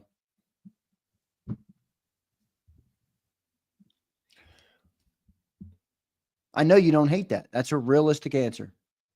If Vic really gets these guys playing, which is hard to do, I admit, it's going to be very hard to do. A lot have to hit. A lot, like more than last year has to hit, which is a crazy thing. But the top upside's top 5. See, I think this is more it right here. And I'm not going towards 15. You're a 12? Yeah. I'm going to say this to you, Xander. Ben says that's high, Xander. I think 9 is an appropriate floor. Let me tell you this. If you end the season 12th in defense, 8th in passing. 8th in passing? First in run. Well, you were in 23. There's a better chance of getting number 1 defense. You were 8th in passing in 23, weren't you? I'm just kidding. Don't get your pennies in a bind, everybody. 12 defense. Okay, how about this? 12 defense. And let's just say this. 12 offense. And you're 12 defense, and you're 12 offense in passing, and you're first in rushing. You win the Super Bowl. No, we won't. You don't think? No. You're not going to be the number 1 run defense in the NFL or run offense in the NFL if you're 12th in defense. Well, One of the reasons. I said 12th. Wait. Let me finish. I said 12th overall. I didn't say 12th in running defense. No. I'm saying you're not going to be the best running offense in the league if you're not a better defense than that. One of the reasons that we could run last year so much is because we never trailed in games. And we gave up 14 points a game. You had great field position because your defense had a ton of 3-and-outs. Everything. So you never gave up a lot of points. Were the Eagles ever at any point in the year last year, after week 4, down by 2 touchdowns? Seriously, I don't think we ever were. I don't remember one game. That stupid Cowboy game. Remember you had a couple turnovers and you guys got down like 10? Or remember in the first half of that Cowboys game in Arlington? I think that's the only time I remember that the Eagles were down by. You see what I'm saying, though? Like, if you're the 12th overall defense. I got the point. Let me look up real quick something. I think it was the Cowboy game in Arlington. You guys started out 10-0 or something. I want to look at this. All right. So last year, the Eagles were the number 1 defense in football. All right. Let's look up the scoring defense. They gave up only 174 passing yards allowed per game, which is really insane. Rushing defense. Let me find scoring. All right. So last year, the Eagles were the second actually scoring defense. They gave up 17.8 points per game. That's pretty damn good. The 12th gave up 22 points a game. Not that big of a difference. But if you're giving up a lot more points, you're probably not going to run the ball as much. Hey, bro, you're looking at the right stats there, man. Because, again, I don't give a shit about any of that stuff. It's about points against. I mean, if you're in that room and you're winning that, because it's all about who puts, a simple thing. It's about who scores the most and who gives up the least. That's how you win Super Bowls, man. And look where the Eagles were. 26. What you guys? 26 in scoring, and 17th. You guys were only giving up 17 a game. So listen to this. Total defense last year, we gave up 278.4 yards a game. Okay. Insane. The next closest, number 2. 320. 311. 311. All right. 311, 313, 314, 314, 315, 317, 317. So they're all clumped up. The Eagles are that far ahead of the pack. Do you know that at the beginning of every year, a D coordinator will put defensive goals up on the board? You know what they are? 19.4, 279 total yards. You want to be like around in that where you're giving, those were your goals back in my day. Now, they didn't throw the ball as much as they do today, so I'm sure those numbers are a little higher. But to tell me that you had a stat that reminded people of 1986, that's 1986 goals where you land on 279. That's, what is 74? Yeah. That's insane. Dude, that has to be one of the best yards per defense in a season in about 20 years. What do you think our upside, or what do you think our ceiling is on defense this year?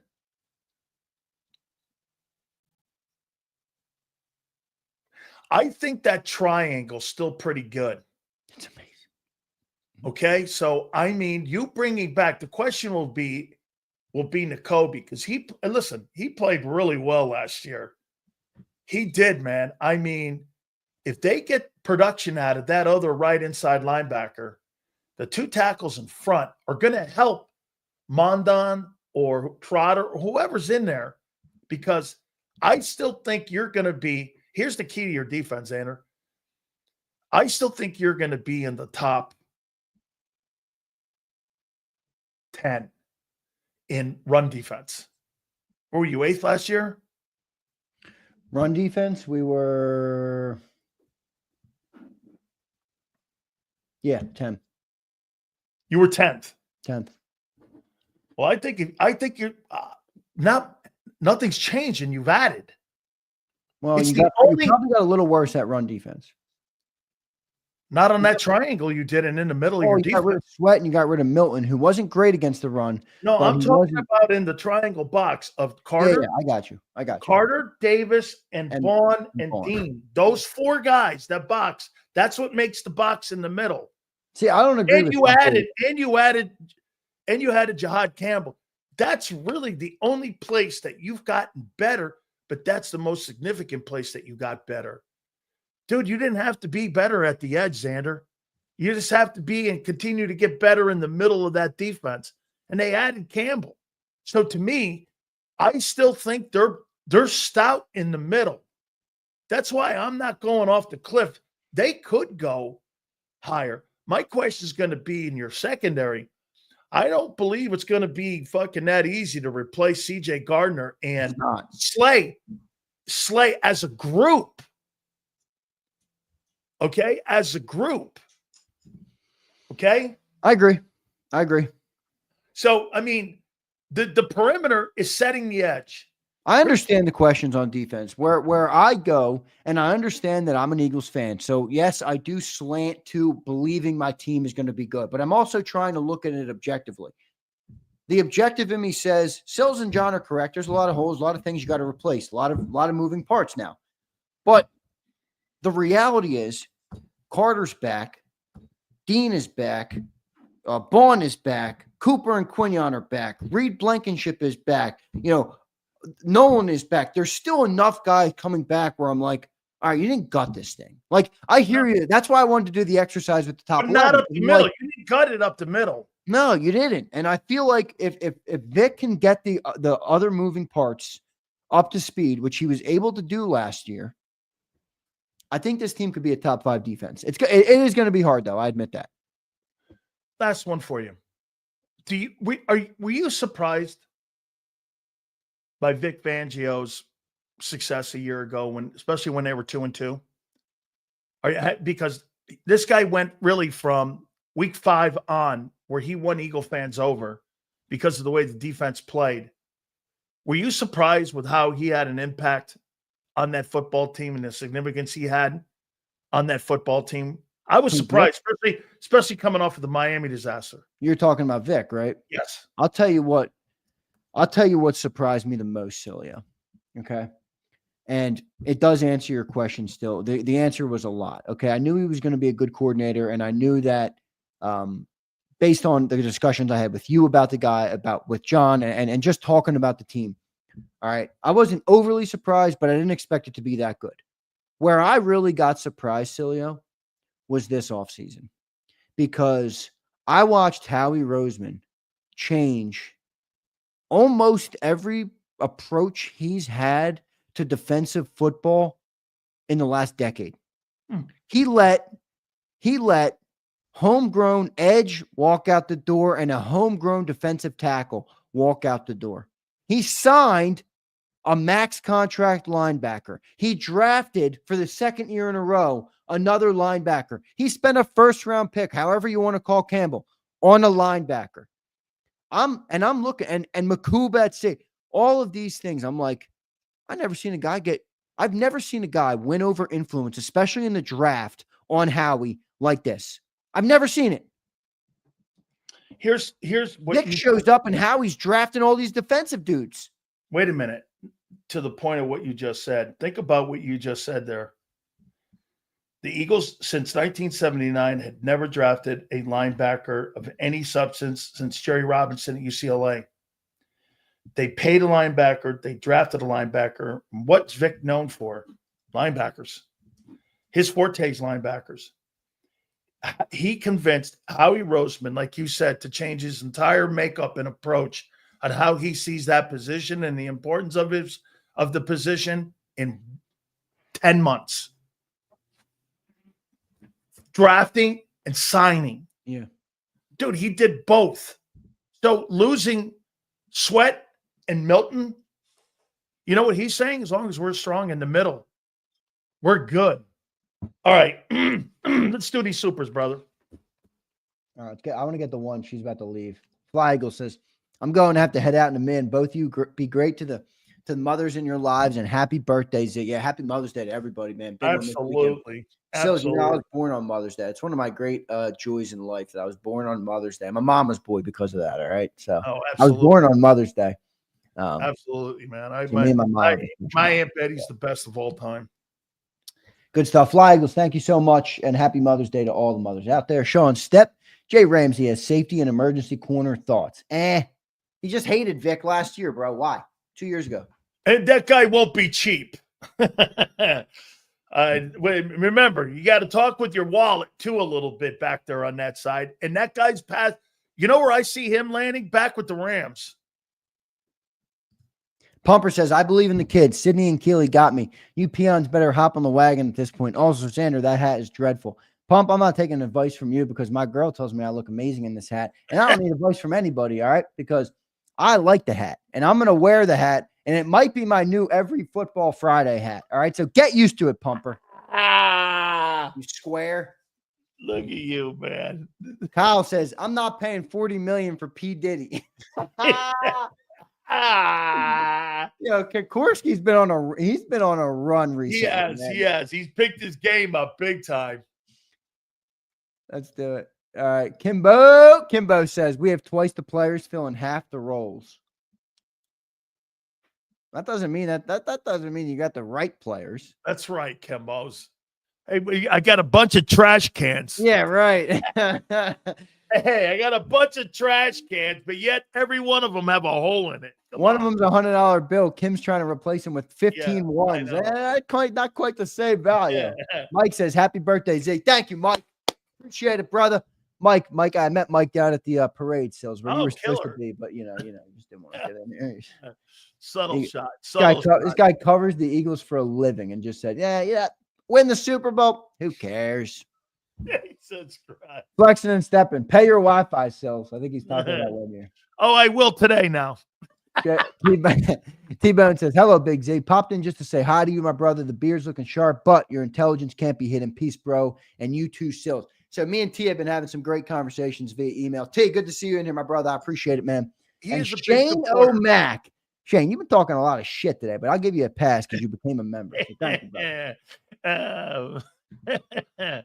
See, hey, Shane, you now have become a member, so you paying to talk your shit, so you get a chance. You get a hall pass here, Jacob, when you pay to talk shit here. Shane, you had some of the worst takes I've ever seen in my life today. All right. Did he become a legend? Brandon, I can't see on this side on YouTube. Yeah, he became a legend. Wow. Jado Mac, that earns you some praise for like a couple hours, and then I'll be back to shitting on you after that. Here we go. Big Marsh says, "What up, fellas? Happy birthday, Z." Thank you, guys. I appreciate it. So what's a big Z birthday meal? Oh, that's a good question because I'm not a big birthday guy. I get it, but my girlfriend cares a lot more about my birthday than I do, for crying out loud. But my birthday meal is the same basically every year. My mom makes it. All right. It's a fat steak. All right. Grilled up. It's mashed potatoes, and it's whatever choice of veggies she wants to make. With that, I got steak. I love mashed potatoes. Mashed potatoes with my mom's homemade gravy. Ooh! And a nice veggie. That's it, man. And then a chocolate cake, homemade chocolate cake with my mom's homemade vanilla frosting. Here's Big Sills' birthday deal. Bowl of scungeel, stuffed lobsters, my grandma style, my aunt knows. Clams and spaghetti, a special white sauce my grandma made. You love clams. I do. I love seafood. We walked into Hooters and this guy ordered clams. Galamad, a nice salad. And then for my little birthday, because I don't really like cake, I like cannolis. Nice. So you drop a couple cannolis for me. I love a cannoli. It's funny. I'm not a big cake guy either, Sills. I never have been. I'm not a big cake guy, but there is one cake I like that my mom makes. Scungeel and lobsters, man. They're my favorite. God, I love it. You ever had scungeel? Yeah, I've had scungeel. Look at this jerk off. This guy flexing and stuff. Flex, I ain't answering your text for a week now. He says, I hope she made kale. Are you kidding me, Flex? Kale. That's like getting coal in your stocking on Christmas for me. Getting kale. My daughter is that bird food, rabbit food, kale. I'll tell you one thing, Texas boy. Hey, Texas boy, I'll tell you one thing, man. My wife introduced me to chicken fried steak and eggs, and I'd never eaten that bullshit. By the way, I'd never eaten like Mexican food. I love it. Okay, I do. I absolutely love it, man. I'm not a picky eater. The only things I don't eat. When you were in Houston, did you ever eat any of the Mexican food? All over, dude. Yeah, when I lived in Houston, shit's good, isn't it? The problem when I lived in Houston is I was fresh out of college. I had just started my first business, and I was so broke I could barely keep the water on in my apartment. So I didn't eat out as much as I probably would have if I was at a different phase of life. But fresh out of college, I went and lived in Houston with my brother. I was as broke get. I had rent between my rent and my bills and the food. I was literally on like a 50-cent difference in my budget. That's how I was broke. Can I tell you how I used to get over? Let me tell you what you didn't know the rules on how to get over then. Let me tell you what Big Sills would do. I came home with maxed out credit card, so I think I did. wait, whoa. I'll tell you what. Well, I know how to max a credit card out as good as anybody, right, Betty? Yeah. Let me ask you this one here. This is what I did. I needed to get myself some money, and I had to figure it out. So I went, why don't we go down? I told Stubbs and Jerome Brown, why don't we go down to the welfare? And why don't we see if we can get some, like, welfare? We go down there, and all of a sudden, they give us $280. We're like, oh, my God. We're stacking our refrigerators up. Holy cow. Hey, I want to leave you with this. Did you see on my ex, if you Google Stanford Catholic, 1979, seeing Pope John Paul II, Big Sills posted. No, the first. Oh, was it the second? Yeah, the second. Second. Get this. Big Sills was an altar boy there at Yankee Stadium. I posted some pictures. Father Bob took us down there, and you can go Google it. I just put it up on X. It says Stanford Catholic students went to Yankee Stadium and we met John Paul II, and I was an altar boy for him, and he blessed me. I still can't get over that you tweeted Pope of Sports Talk. Yeah. Hey. Yeah. How about that? And you want to hear something? What though? It is amazing. I mean, I I get such a kick out of your life. I mean, I yesterday, me and Sileo were talking about the Pope, or 2 days ago when he got elected, and I guess today, and I'm like, leave it to Sileo. I bring up a Pope story, and he's like, "Oh yeah, I was the altar boy for a Pope." I'm like, "Oh fucking course you were." This guy knows everybody. He's talked to every person. He's an altar boy for the Pope, for crying out loud. I mean, Sileo is the most well-versed guy I've ever met. How about this? So the picture I posted is with Father Bob, myself, and my wife. We've been married like 34 years. Dude, just to show you the kind of love that my priest of 50 years is. You know who my priest is? Father Bob? He was the priest that had to talk and tell the families in Newtown. Wow. You stand over here. You stand over here. And Father Bob had to go to the families and say, your daughter's gone. That's brutal. That's my priest. That's he is such, he had to take time out for about a year because, it was so mentally, imagine telling your family that your children are gone.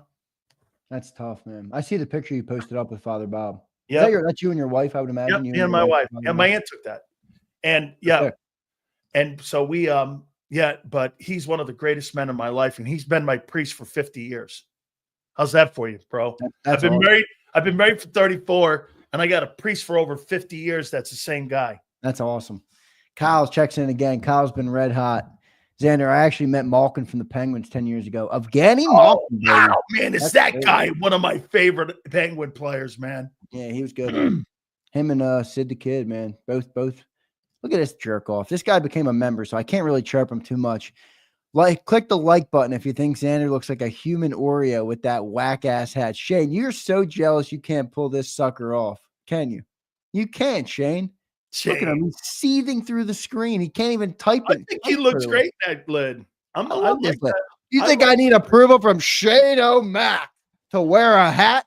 What do you know? You're an Irishman. It's like listening to Texas boy. Bald Eagle, what do you know? Cooks with ragu. Dude, are you talking? That's a white guy. White guys cook with ragu. My mom's 100% Italian. Don't put that on me. Yeah, we don't. I might be white, but my mom is not. Bro, I'll tell you what, Bald Eagle. I didn't go to McDonald's until my senior year in high school because my folks made my. I never went to. We never ate at a restaurant. I had high-end food because we caught it. Bro, my grandparents used to grow figs. We have a fig tree at our. We have a fig tree at our house in Cape May. My grandmother planted that 15 years ago. You should see how big it is now, man. It's unbelievable. Did you hear that Cape May is voted like one of the absolutely greatest beaches in the entire New Jersey area?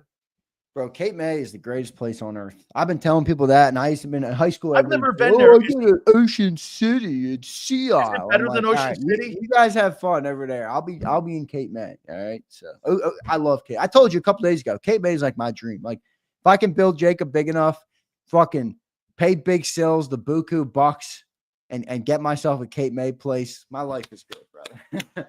I'm good, man. I don't need much more than that, but it's expensive to do. So we'll see. Hey, if I had to live in one place on the East Coast, on the water, my aunt lived in Montauk. Okay? Lived in Montauk.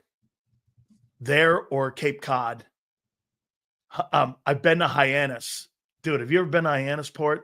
No. That's nice. I've never been up there. Hey, man. That's Ocean City. That's where my girlfriend's from. My girlfriend's big Ocean City girl. But, hey, she grew up there, went to school there. Yeah. She tells me Cape May's better. Yeah. I'll take her word. She grew up in Ocean City. I'm not an Ocean City guy. I never have been. So I'm going to the beach. Are you hanging out? I mean, I know it's been raining there. I mean, so what do you today's miserable. That's why I threw a sweatshirt on. I had my shirt on this morning. It's miserable outside today. Are you going to do anything? Are you going to do anything?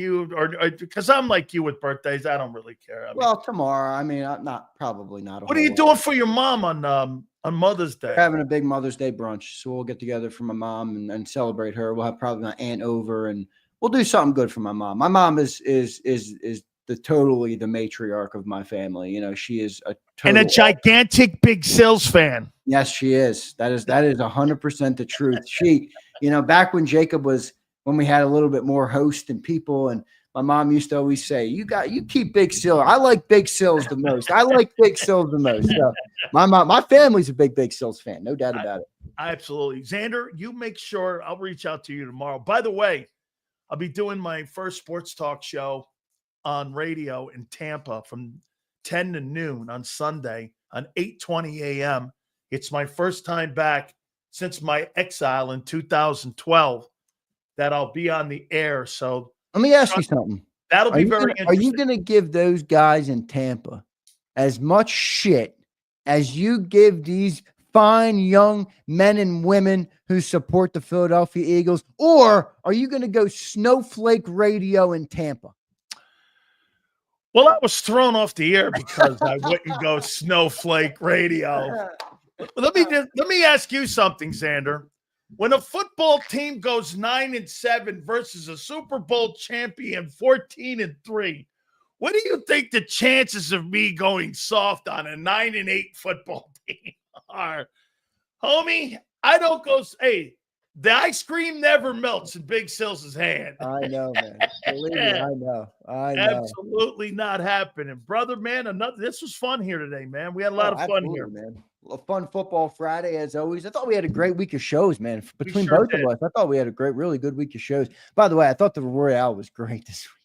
Oh my God! You were going at 500, and he was standing strong. You know what he said too? He texts me and he goes, "Hey," and I go, "Let me tell you something, kid. You get it. Yeah. Well, I love you. You totally get it." Oh, and for the record, all of you, Boomer said that he's not ducking you. He had some work to do. He's traveling, so we're going to get him beginning of the week. Yeah, people have been asking about that. So. Yeah, Boomer Sison's scheduled to come on. You know us. We always – one thing you know about Big Sills, he never lets go. We always get him in the end. I don't ask those questions anymore. Like Silly the other day, he's like, sorry about Boomer. I'm like, sorry. What are you apologizing to me for? I watched you get more people on this show than I ever thought possible. So I'm not worried about it. You'll be somebody good. Who's somebody you want on your network? I got one, and this was dropped to me by one of our viewers the other day. Okay. John Gruden. All right. Can you imagine you with John Gruden? That would be home run content. You want to hear my in with him? Okay. Now here's the problem with him. He's a Barstool guy now, so they're not going to give him. I know they restrict them from going anywhere. They can't even do ESPN shit. They can't do anything. Barstool locks down those people. Listen to this. Here's my connection, though. Ready? Coach Rule from Nebraska is a Cape May guy. He bought a huge banger in Cape May. Matt Rule. I know the people at his house in Cape May is unbelievable. I know the people at Nebraska. So get this. So I posted, Xander. Listen to this. My aunt knows this too. I have been 25 to 30-year-old friends with Chris Sullivan and Bob Bashan. You know who they are? No. They're the founders of Fleming's Steakhouse. Okay. Carrabba's. Yep. Outback Steakhouse. Tebow's Chicken Place. Tim Tebow's. I think. Oh, PF Chang's. They started all those, and they sponsored me when they owned Leroy Selman's. I was a spokesman for Leroy Selman's. And that's how I even became closer. So I sent them, I go, and guess who they pay? And they're 25% owners of Hooters. So I told them, I said, hey, listen, I need you guys back on the program. And I got them coming back on the program. I'm getting Outback Steakhouse on this thing. That's huge. Okay.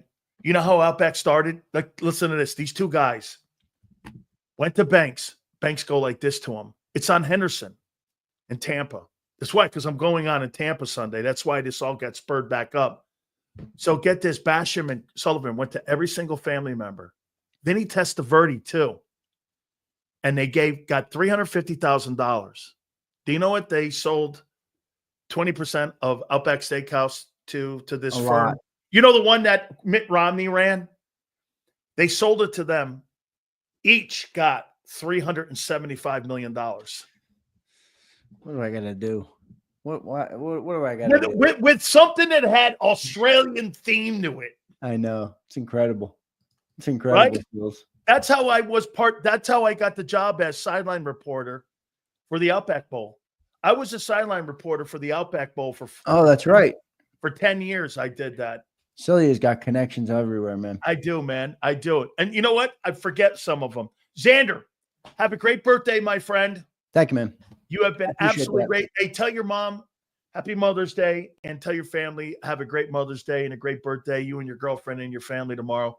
Thank you so much, dude. We really appreciate everything that's going on here. A lot of things moving right now. A lot of things growing right now, for sure. And again, once again, this show goes nowhere. We build around this show, folks, just so you know. Man. I want everyone to know that. Sills, appreciate you. Everybody in the chat, I appreciate you, man. All the comments, the likes, the share, the love, the hate, all good. I love it all. I appreciate each and every one of you. So thank you all. Big Sills, love you, brother. Appreciate it, man. See ya. Love you too, Xander. Have a great one, brother. Don't forget our great friends at Morgan & Morgan, #1 injury law firm in America with over $30 billion in recovery. Why are they number one? They win. Told you about the family in Pennsylvania. They got $30 million in recovery. Insurance company wanted to give them $650K. Not happening. Down in Florida, family got $12 million. An insurance company wanted to give them a $350,000 settlement. They said, absolutely no way. This will be the easiest decision you make. I've known Morgan & Morgan for over 30 years. Do me a favor. Please log on. Check them out at forthepeople.com/big sales or pound law 529. That's forthepeople.com/big sales pound law 529. Or do me a favor. You tell them Big Sales sent you. This is Eric. When he got injured in a car accident, he called Morgan & Morgan. He not only gets a lawyer, he gets trial lawyers like Sam and Jessica who are in it to win it. He gets his own investigators with briefcases, leather ones. And if you ever have questions, our customer service folks keep things rolling. Injured? We're your army. Morgan & Morgan, America's largest injury law firm. Your financial future is on the line. Are you ready for what's next? At Leone & Company Wealth Management, we help young professionals, business owners, and pre-retirees navigate the complexities of building and protecting wealth. For young professionals, we'll help you grow your wealth, plan for your future, and make the most of your hard-earned dollars. For business owners, we provide strategies to protect your company, manage risks, and create a lasting legacy for both your business and personal wealth. For pre-retirees, we'll design a plan to secure your retirement, ensuring you can live comfortably and confidently in your next chapter. Whether you're just starting out, managing a thriving business, or preparing for retirement, we're here to help you take control of your financial future. The first consultation is on us. Get the advice you need without the cost. Let's make your financial vision a reality. Take the next step. Scan the QR code to schedule your free consultation today. And of course, go Birds.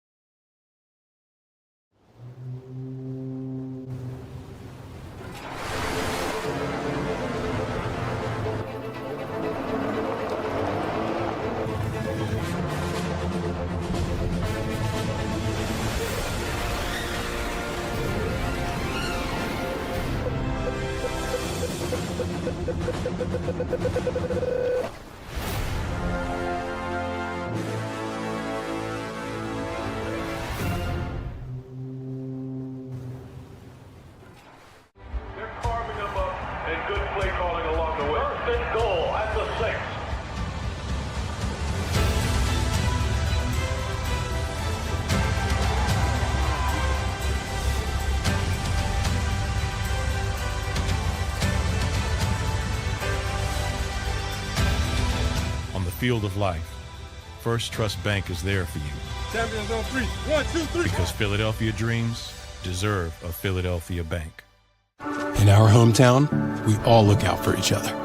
We step up to keep our communities going strong. And at Independence Blue Cross, we're here to keep you going strong as the #1 health insurer in the region. No IBX is always looking out for you. EAGLES. Eagles.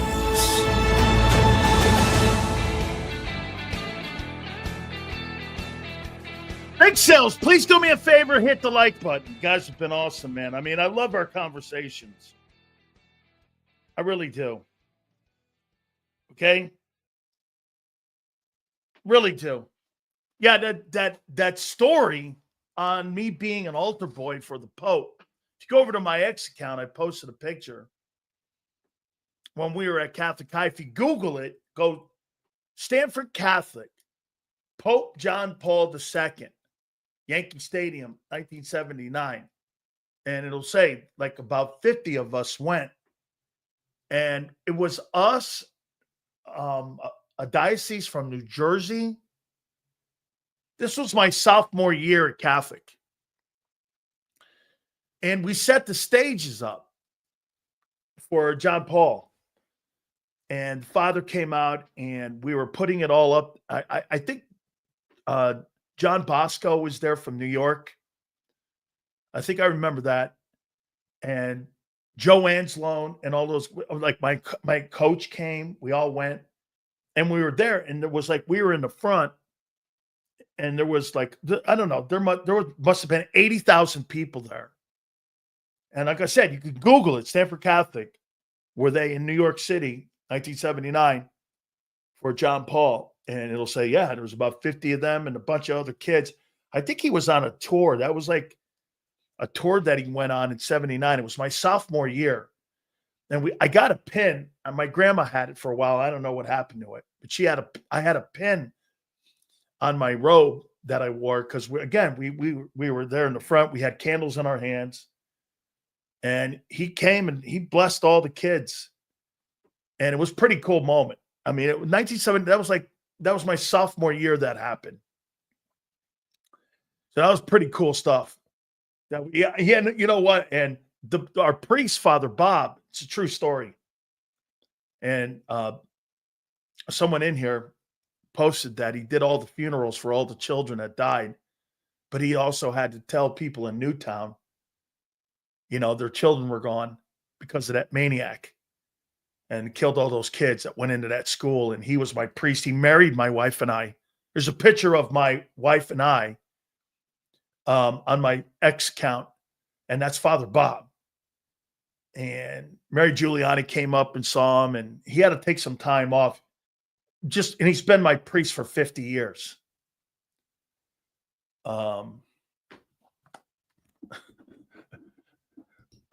Back then, bro, Big Sills had 11% body fat. I chose to be like this. I like eating good. Okay? Okay? I have no idea what this means. You're smarter than me, Brandon. I don't know what this means, jackass. Okay? No idea what this means. Let's see here. No, that was pretty cool to go there and do that. And I think Bishop Curtis, Betty Ann's watching in here. I think Bishop Curtis was there too with us. Yeah, my principal, Sister Judith O'Connor. Okay.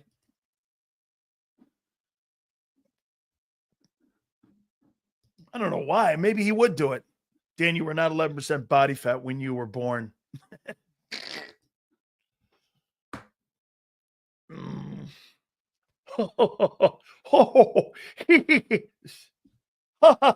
Hey, so it looks like Jordan Hudson has been banned from the North Carolina football facilities. This thing gets better. John Morgan this morning. I know Mayor Giuliani. Before, during 9/11, he was excellent. Everybody loved him. Half the world likes him and half the world hates him now. Okay, but Mayor Giuliani, I do know Mayor Giuliani. I got you, Swid. We're cool, dude. We're good. Brandon, we're good, bro. We're good. I'm just like talking shit. Shut up, M. Reyes. M. Reyes, why would you want Mayor Giuliani on? I love Father Bob, man. Father Bob's been my priest for over 50 years. See, I'm very loyal to people, as you can tell. My maniac wife and my priest. I love Father Bob. Oh, my God. I saw that pop up on my phone. I was dying. Can you believe? Yeah, I posted that. That picture with. What? The Big Sills, the Pope of sports talk? Oh, my God, man. I don't know what it is. Zan, do you think I really like to infuriate? I don't know what that means. By the way, Jason Cole's going to join us. That'll be at 5:30 Eastern time. Yeah, I mean, we would love to have America's man. I don't know if a lot of people think that any longer. Ask him how he feels about Hurt skipping the White House. Hey, you know what? Hey, M. Reyes. Hurt skipping the White House. He's got other engagements now. So many engagements. So little time. So many engagements. So little time for the little peanuts like us, M. Reyes. So little time. So little time. That's what I say. Not even the Pope is going to help the Bears. Hey, I don't. Hey, by the way, he's a Nova guy, isn't he? Isn't he a Nova guy? Am I right when I say that the Pope's a Nova guy? He graduated from Villanova. We all disagree at times. Thank you, brother. Appreciate it, dude. That's good shit.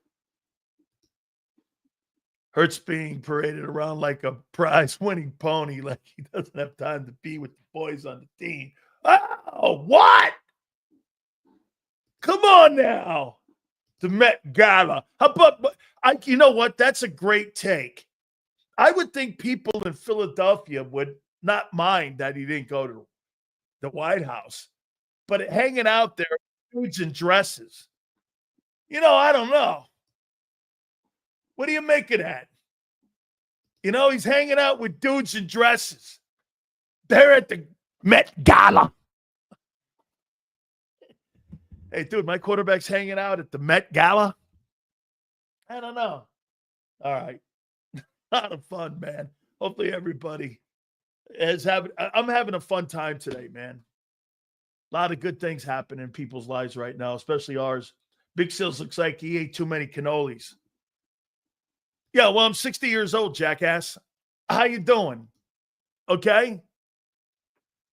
How you doing? Dude, I love the fact he's the first American-born Pope. I like that. Oh, no, I saw those trading cards. Pope's got a trading card. Dude, a lot of people in America, I know the parish in San Diego, he visited a lot of churches. He visited a bunch of the Catholic schools out in San Diego when he was there about 10 years ago. This guy, he's been all over. I know on the East Coast he was too. Okay. Seals, can you get one of the Broad Street bullies on your show? Bernie Perrant follows me on Twitter. All right, let me get to this. So let me finish this thing about Jordan Hudson. She's being banned now from the North Carolina facilities. Dude, this is not going to end well for Bill Belichick. And, who would have thought outside issues would derail this guy's football career and his abilities to coach? And what I mean by that is this is distractions that he never had when he was a coach with the Patriots. One of the great things, what was it? Just do your job. No days off. No side stories. We're on to Cincinnati. Okay?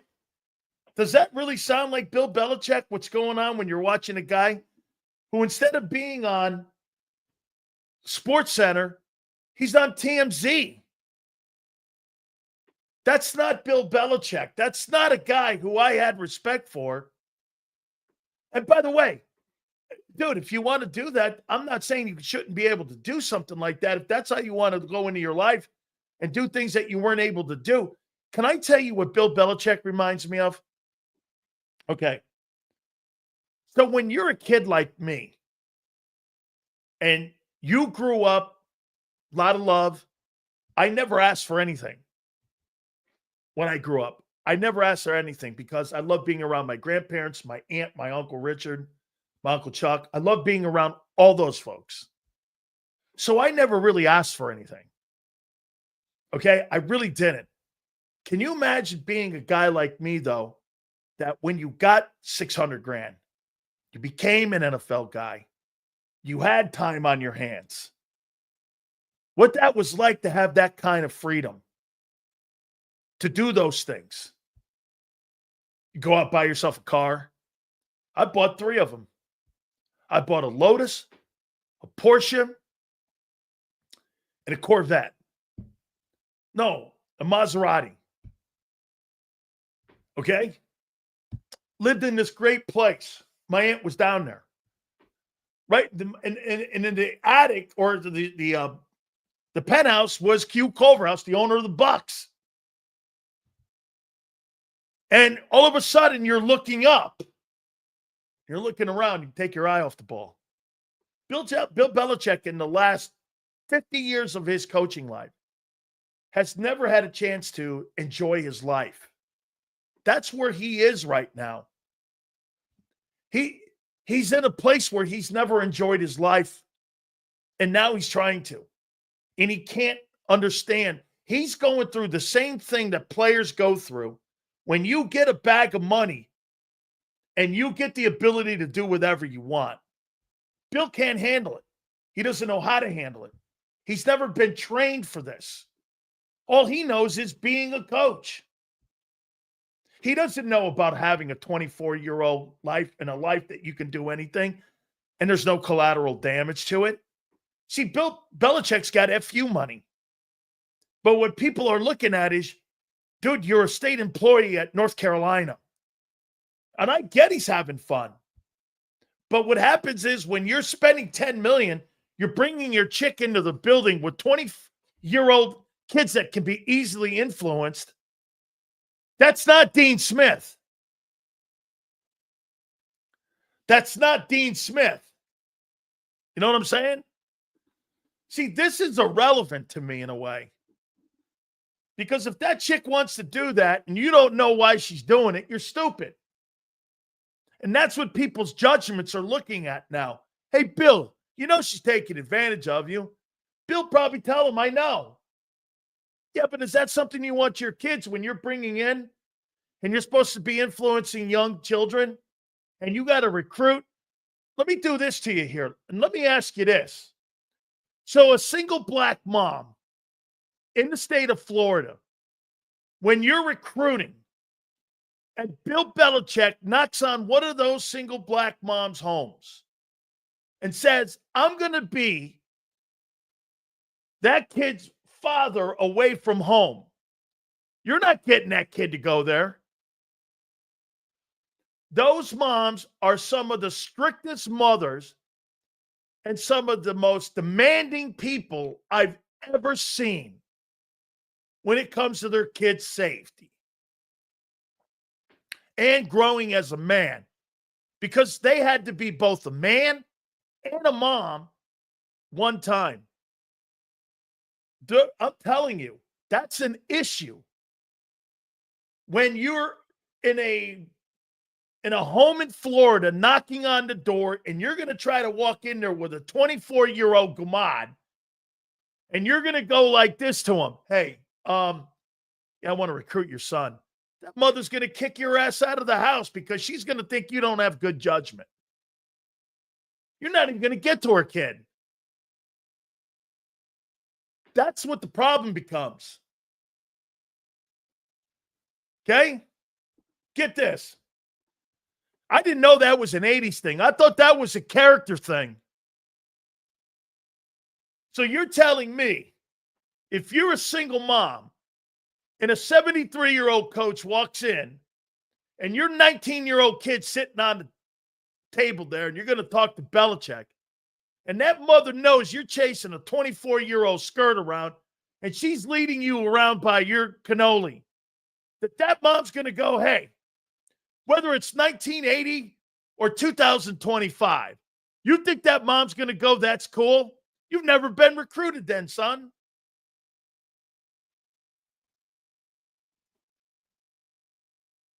Come on now. That's right, man. It's a character thing. Plus, that's a school that had Dean Smith. By the way, you had Mac Brown in the building for a couple years. Mac Brown's a heck of a recruiter. You've been recruited a lot? To where? Wichita State? And let me guess, Fond du Lac, Wisconsin? And Helen Keller U. Oh, I forgot, Fly. You were one of them guys.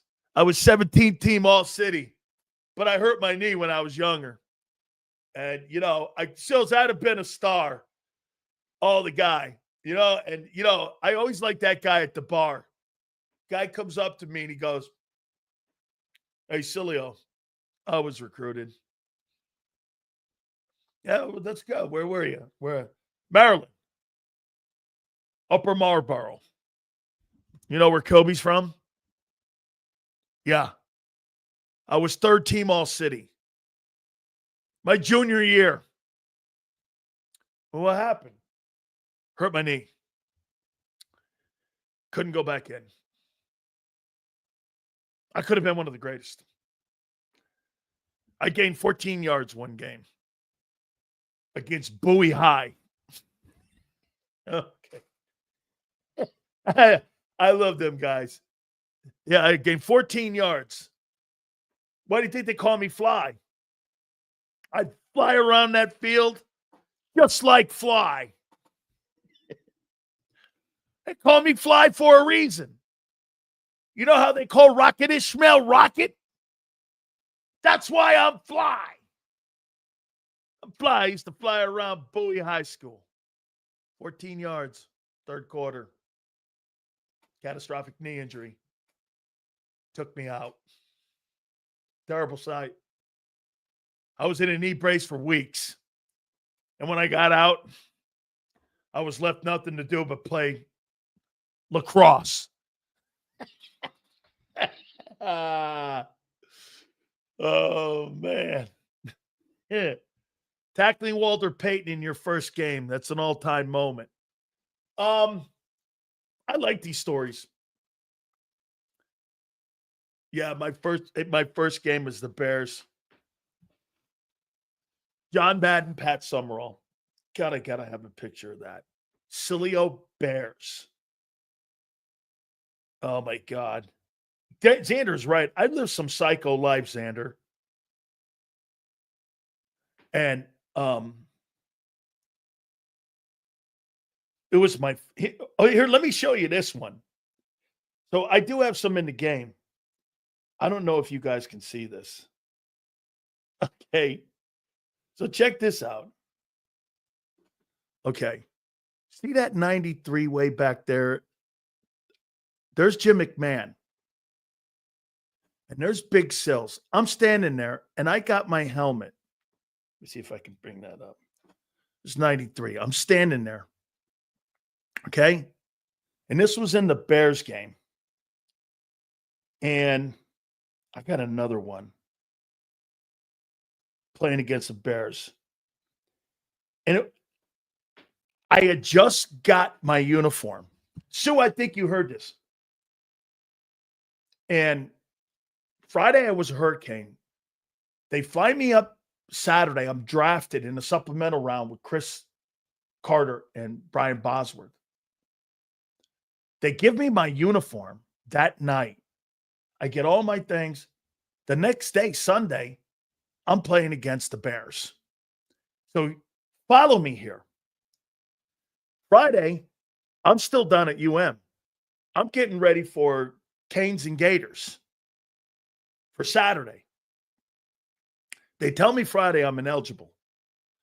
I show up and I show up for the Gator game. And I'm on the sidelines. There's a great picture of me that was in the Miami Herald of me with my arms. They sent me out to the center of the field, and I said goodbye to Hurricane fans, about 85,000. And they wished me goodbye. And I didn't know until after the game I'd been drafted. And so I show up in the morning. I get my uniform. All of a sudden, they say, we're activating you. I don't know the plays. I don't have a playbook. I don't have any of that. I just have a helmet. I'm holding my helmet on the sidelines. No, none of it. Ray Perkins goes, Sileo, get in. They threw me in the game. I hadn't even know I didn't know how to line up. Nose guard? Okay. Is that over the center? I'm assuming I line up over Jay Hildenberg. There's Walter Payton, Matt Suey, Tom Thayer, who we've had on the program, Jumbo Colbert, Jim McMahon, and there's Mike Dick on the sidelines. Sure enough, man, I get in there. They knew I didn't know what I was doing. They do a down block. I go like this. Walter Payton hit me so freaking hard. I threw up in my mask. I did. And it was 1,000 degrees. I threw up right there. Everybody started laughing. I was nervous, obviously. I'm like, man, thank God it's third down. The guys looked over at me and they went, nah, second down. I'm like, shit. Sure enough, they ran the same play at me. Walter Payton hits me again. He doesn't knock me down. He hits me again. Same thing. I throw up. He comes over to me. He goes, this your first game? I go, yeah. And this was after the game. Walter Payton looked at me and he goes, first game? I said, yeah. He goes, well, I'll tell you what. I threw up in my first game. Yeah, well, I didn't throw up because I was nervous. I threw up because you hit me. Yeah. And his son, Jarrett, went to the University of Miami. And Jarrett told me that story, too, that his dad had told him that that he did that to me because, you know, he knew that I was one of the better Miami guys. And Walter Payton told him that story, Jared Payton. Jared Payton, he awards the Payton of the Man of the Year for the National Football League every year. The trophy embodies his father. And so I know the Payton family very well because of that. And so, yeah. I mean, Walter Payton, one of the greatest people I've ever met. Just an absolutely sensational guy. All right. So, Gardner Johnson.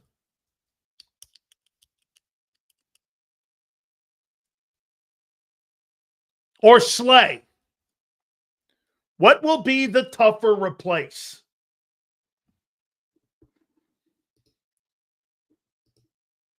As great as he was, sounded humble. Unbelievably true. Unbelievably true.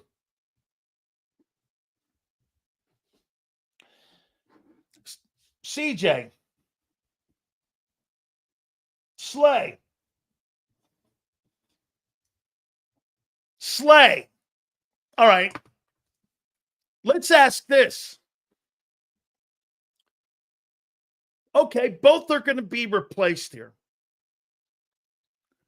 And the tougher replacement conversation is one thing. Who are you better equipped to replace right now with the current roster? Gardner Johnson or Slay? Let's first, who's replacing these men? Who's replacing Gardner Johnson? And I think we can do this exercise across the board. So wait a minute here. Forrest, you're telling me that Makuba is going, and Sydney is going to replace Gardner Johnson and his 12 picks?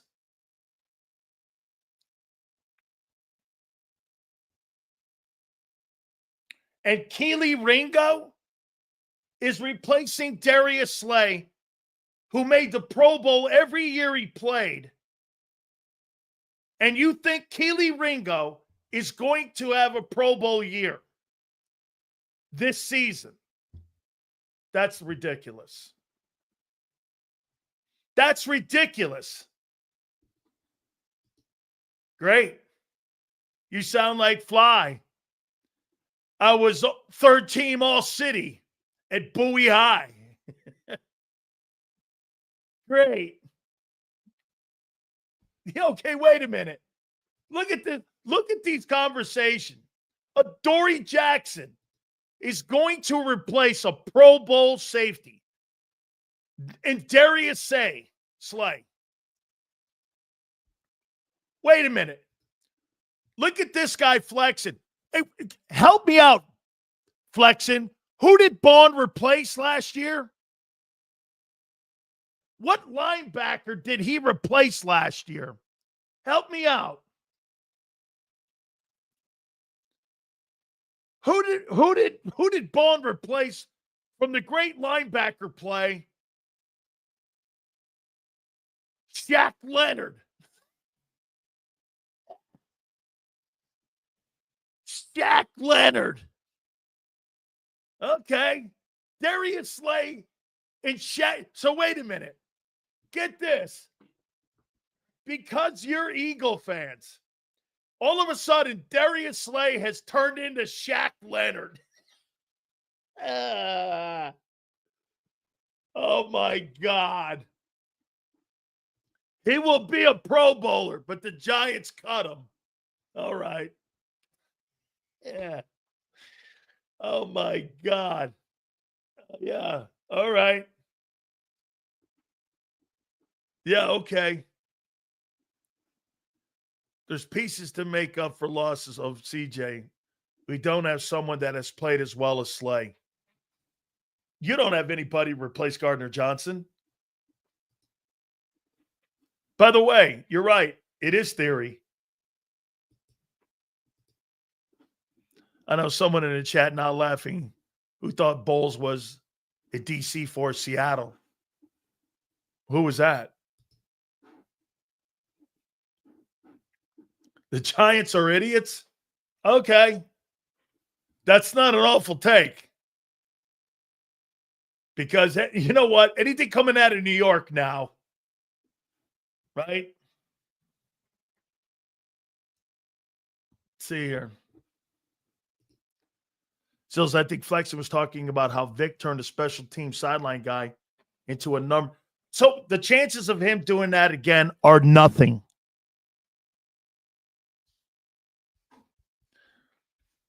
He's not white. He's been in the league 45 years, and he did that one time. That's not happening again. How do you know? I'll take the field. Here, let's do this. Moro Jomo taking over for Milton Williams is a laugh. Still, I don't really think Milton's that great. I know Morrow ain't that player. Well, he may be. No, he's not. Milton was good against the run. Milton was a good pass rusher. Marlon Jones was terrible against the run, and he's a good pass rusher. Right there in a nutshell, he's not the same guy. That's a downgrade. What about Ty Robinson? Again, here's a position that will be open for competition. No, this position is not Moro Ajomo's position yet. He hasn't won it. Jordan Davis. I'm all right with him there. Jalen Carter. So here, let me ask you this. So Josh Sweat was the will linebacker. And Milton Williams was the left defensive end. And now Jalen Carter's in the middle of that group. You think Jalen Carter's going to have a better season than he did a year ago? How many people think that Jalen Carter's going to have a better season than he did a year ago, having lesser players around him?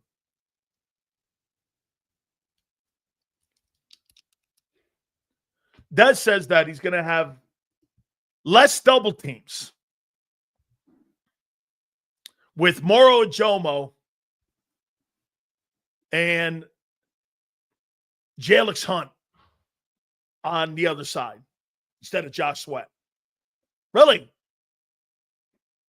You think that Jalen Carter's going to have a better year and less double teams with lesser players on each side of him? Where are you getting that from? Carter will have more double teams if Davis ain't getting them. Who knows? I know. You have lesser players. At least give this lesser experienced players.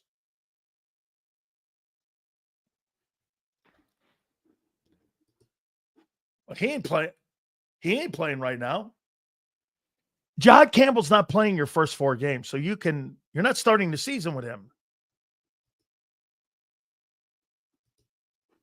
Seals Carter is going to have a harder time from the start, but once later in that's a good take. Maybe when he sees what's around him and they figure out the pieces, that's a great conversation. Abanez, do you think the Eagle defense struggles early like they did a little bit in the first 4 weeks? Do you think they struggle a little bit in the first 4 weeks like they did last year? Both sides of the ball really struggled, offense and defense. Do you? Bro, Moro Ajomo was a 3rd down pass rusher last year.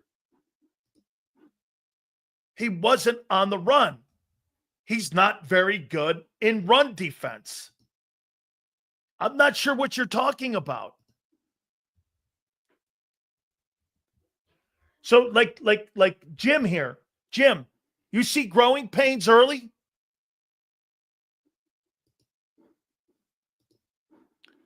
You and your hype man can seesaw with each other any day. I'm not sure who you're talking to, but it's all right.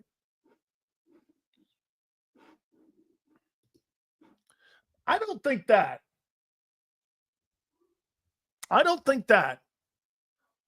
I think Vic's going to figure it out. It's just going to be a matter of when does Vic figure that out. Okay?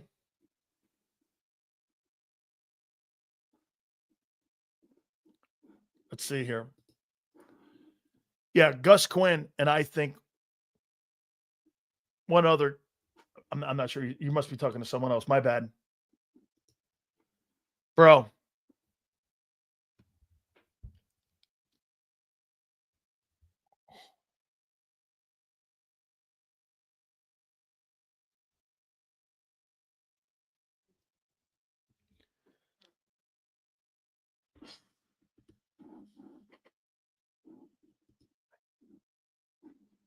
I don't know who he took over. Guy was a bum.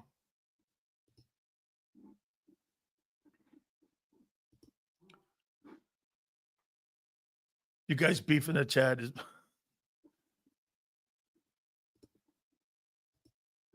Can't wait for continued success. Yeah, okay. You've never had continued success in the Nick Sirianni year on defense. Do you understand that?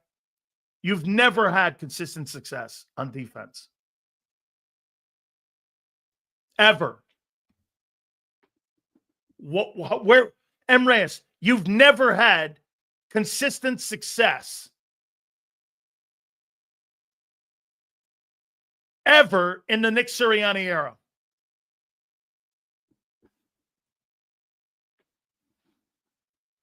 Ever. Oh, watch us. Wait a second here. Let's take a look at that. 2021 Eagles defensive ranking.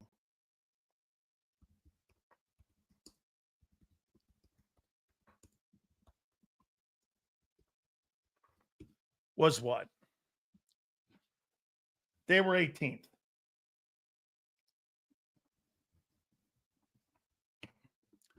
Let's go 22.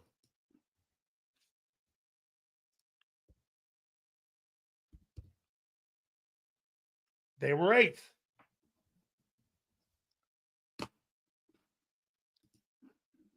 '23.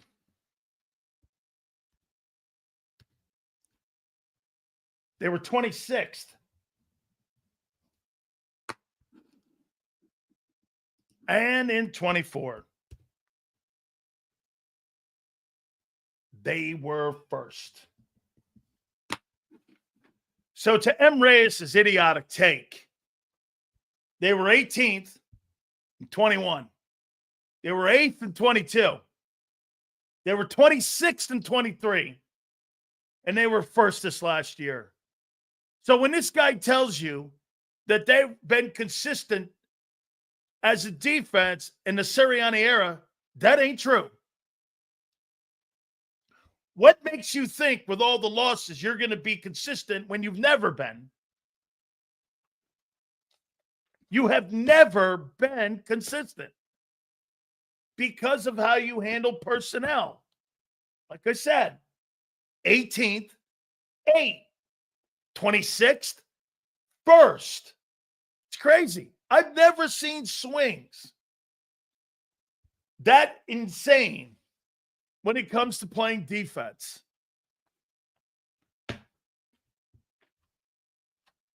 Okay? I mean, 18th, 8th, 26th, 1st. Hey, M. Reyes, one thing they are consistent at is not being consistent. How you doing? Yeah. Holy cow. You got to love it, though. Hey, those guys that left were bums. I got you. All right, folks, don't forget our great friends at Morgan & Morgan. Also forget Jason Cole will join us at the bottom of the hour. Over $30 billion recovered from our great friends at Morgan & Morgan. Over thousands of attorneys from coast to coast. I'm telling you, folks, the number one reason that they are number one is because they win. Every single time they get into a courtroom, they win. And this is why the clients call them when it comes to getting restitution. No matter if it's right here in Philly or across the country, Morgan & Morgan is there to protect you. If you're ever injured, please do me a favor and check out my friends at Morgan & Morgan by going forthepeople.com/Big Sills or Pound Law 529. That's forthepeople.com/Big Sills or Pound Law 529. And do me a favor, you tell them Big Sills sent you. This is Eric. When he got injured in a car accident, he called Morgan & Morgan. He not only gets a lawyer, he gets trial lawyers like Sam and Jessica who are in it to win it. He gets his own investigators with briefcases, leather ones. And if you ever have questions, our customer service folks keep things rolling. Injured? We're your army. Morgan & Morgan, America's largest injury law firm. Your financial future is on the line. Are you ready for what's next? At Leone & Company Wealth Management, we help young professionals, business owners, and pre-retirees navigate the complexities of building and protecting wealth. For young professionals, we'll help you grow your wealth, plan for your future, and make the most of your hard-earned dollars. For business owners, we provide strategies to protect your company, manage risks, and create a lasting legacy for both your business and personal wealth. For pre-retirees, we'll design a plan to secure your retirement, ensuring you can live comfortably and confidently in your next chapter. Whether you're just starting out, managing a thriving business, or preparing for retirement, we're here to help you take control of your financial future. The first consultation is on us. Get the advice you need without the cost. Let's make your financial vision a reality. Take the next step. Scan the QR code to schedule your free consultation today. And of course, go Birds.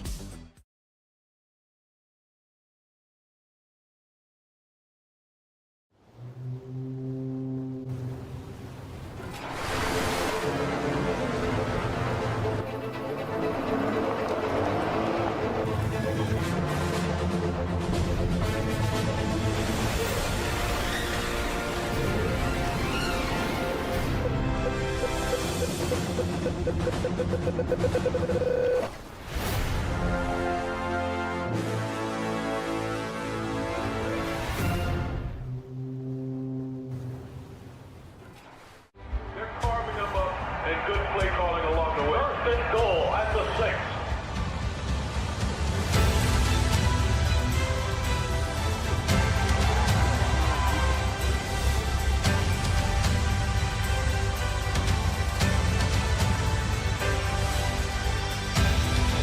On the field of life, First Trust Bank is there for you Champions on 3. 1, 2, 3. because Philadelphia dreams deserve a Philadelphia bank. In our hometown, we all look out for each other. We step up to keep our communities going strong. And at Independence Blue Cross, we're here to keep you going strong as the #1 health insurer in the region. No IBX is always looking out for you.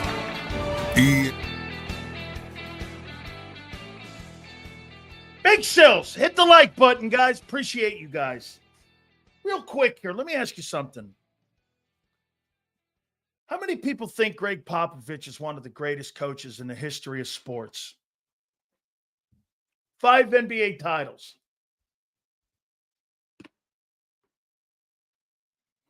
5 NBA championships. How many people, but he's calling it a career. He's not coaching any longer. Okay. I do. So if I told you this, let me go here because I tweeted this out. Okay. And you tell me what do you make of this? So I guess Greg Popovich is now moving into the presidency of the San Antonio Spurs. So I wrote this. In the last 10 years, Greg Popovich is 400 and 400. He's 18 and 20 in the playoffs. And he's missed 6 of the 10 last seasons of the playoffs. And 6 straight years to end his career, he missed the playoffs. What do you make of that? I mean, Bill Belichick lost Brady. And you guys called Brady a bum. Said it was all Brady. Mike Tomlin hasn't had a lot of success the last 10 years. Well, wait a minute. Bill Belichick's got 6 rings. How is it all Brady and not all Tim Duncan? How can you look at one coach and go, well, wait a minute. I mean, Popovich was never the same after Duncan left the building. He was never the same. They never won. This guy missed 6 straight years to finish his career off. I thought Greg Popovich was like the greatest coach in the history of the NBA. What happened? Well, he lost talent. It happens. Okay? It happens. Doesn't mean you're a lesser coach. Not at all. It's about getting the right personnel around you, which means this is where you are with Nick Sirianni. The reason Nick Sirianni's having success is because the talent that's been put around him, not his coaching. Because the coaches that are put around him are all some of the top assistant coaches and along with the personnel. He's a benefactor of the organization building, not around him fitting in around what the organization does. I mean, if you think that Greg Popovich is any lesser of a coach, it's not that. Same with Belichick. Okay? It's not. It's personnel. It's the people you put around them. This is a great comment.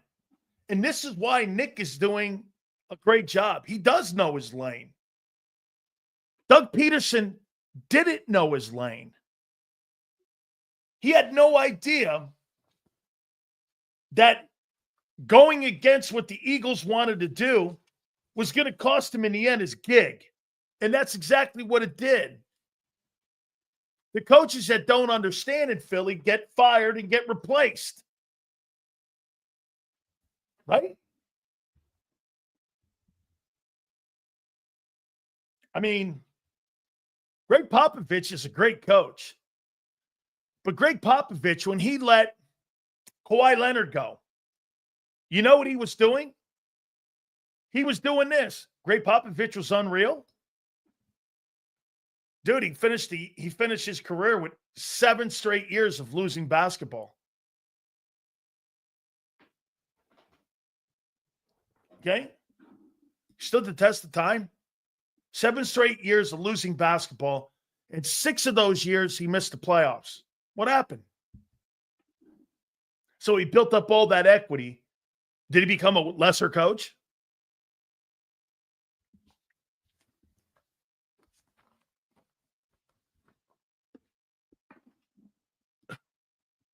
And they're still losing. Wamba, so what? You got Embiid. And you got Embiid, and you had one of the worst years in the history of, hey, by the way, Daryl Morey, him going on all the radio stations in Philly and the media not killing him. Philadelphia media should be ashamed of themselves because that's not the same media that I grew up with. That guy is getting a hall pass for his incompetence, and you're allowing it, and it's embarrassing. I mean it. I listened to Mike Missinelli interview him, and I heard him on IP, and I couldn't believe what I was hearing. They gave that guy a hall pass for incompetence, and they let him off the hook. You know why? You're afraid.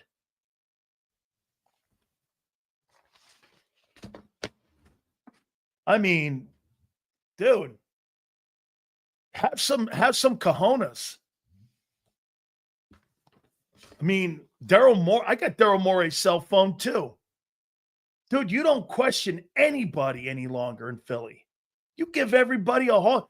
Dude, it's one thing to give Howie Roseman and Nick Sirianni and everybody the pass because at least these guys are bringing titles. You guys don't question Dave Dombrowski and you don't question Daryl Morey at all. What happened? What happened? Man. Dude, my job's not to kiss your ass. My job is to look at something as a fan, like you do. And kind of ask somebody, if I'm going to pay, how much does it cost an average ticket to go to a Sixer game? How much does it cost? By the way, Jason Cole's going to join us in a couple minutes. Price for a Sixer ticket.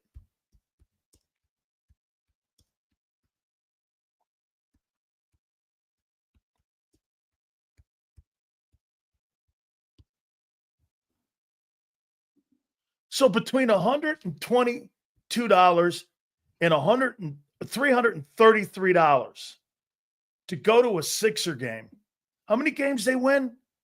So let me tell you, I'm on the low end, and I'm going to do the 122. So if I take it, my family of 4, my kid, myself, how about we do 3? So you're trying to tell me that before I even get to my beers and before I even want to buy my kid like a banner or a hat, we're talking like $366 just for tickets to watch that shitty product. And you want me to sit there at almost $400 worth of tickets to sit there and watch shit. And you don't question that? Hey, man, maybe I am too old. Because that would not get off the hook with me. Sills has a problem with capitalism? No, I have a problem with spending money in shitty places. Capitalism? Hey, secundi. Let me hook you up on something. I don't mind spending money, people making money. I mind spending money in shitty places. Now, look, I know you, man, on the other hand, you go hang out at them funny bars. But hey, I'm more than apt of hanging out in places that I at least get my money back. I mean, you guys don't criticism. You guys don't criticize them anymore. Hey, Daryl Morey was asked a question the other day. Embiid, do you think you're in that? No, I don't think we're in that position. Huss, you got Joel Embiid right now. You need to ship that guy's ass out of town as quick as you can before the guy turns into a pumpkin. Right now, he's not quite a pumpkin. You need to get something for that guy. But you know what you're going to do? You're going to hold on to that guy to bullshit you, the fan base, to buy tickets, and think that guy's going to deliver you something. And you know what he's going to deliver you? As my friends and my Italians in South Philly would say, un cazzo. Un cazzo. But you'll go by going, well, Embiid's the MVP. He's good. It's a team.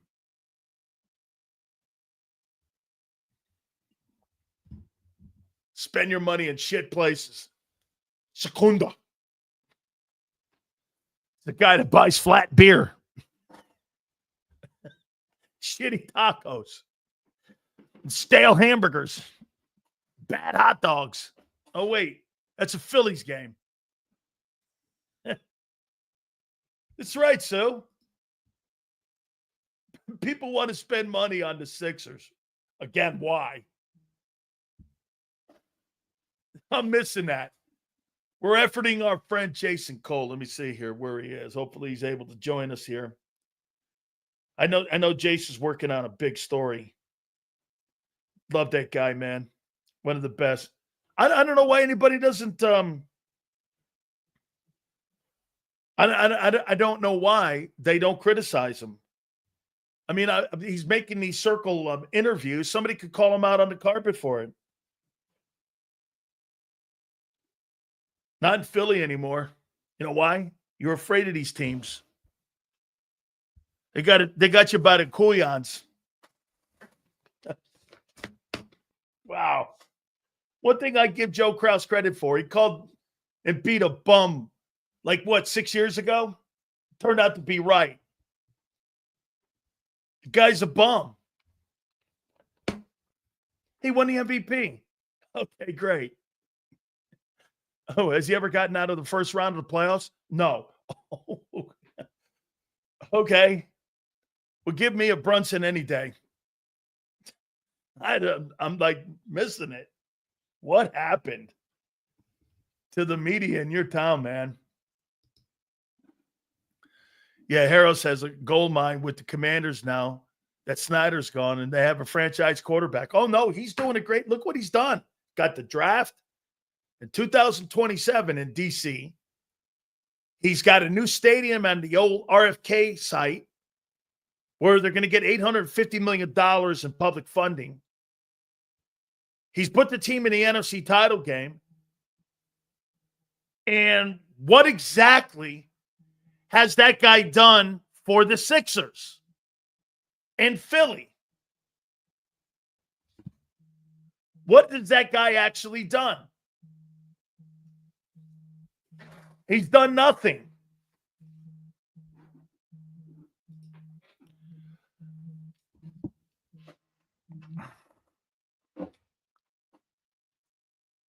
Isn't he the owner? Yeah, he's the owner of the Devils, too. Absolutely.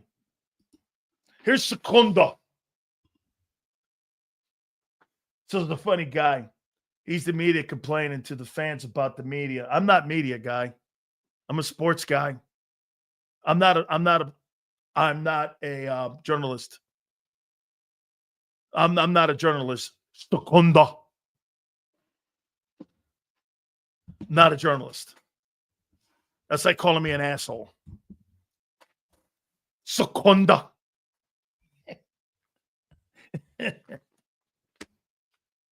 No. You kidding me? Guy's got a gold mine. And now you're going to build him a stadium down there because he hijacked the whole scenario down in Chinatown. Seconda. Yeah. Nobody's safe here. Where is this guy? Seconda. Oh, man. All right. Hey, there's troubles in Dallas. So I brought this up earlier to Xander. And so now George Pickens is getting his contract reworked and redone in Dallas. And Micah Parsons is now bitching that his deal's not done and he's waiting.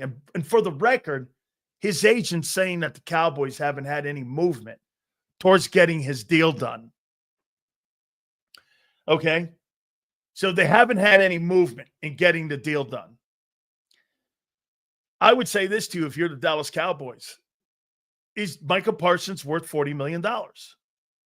If you're the Cowboys, would you pay that player $40 million?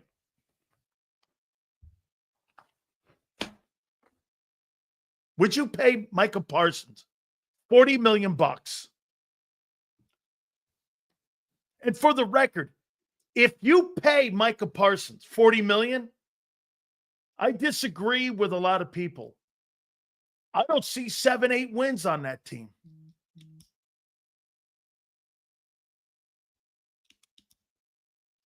I don't see 7-8 wins.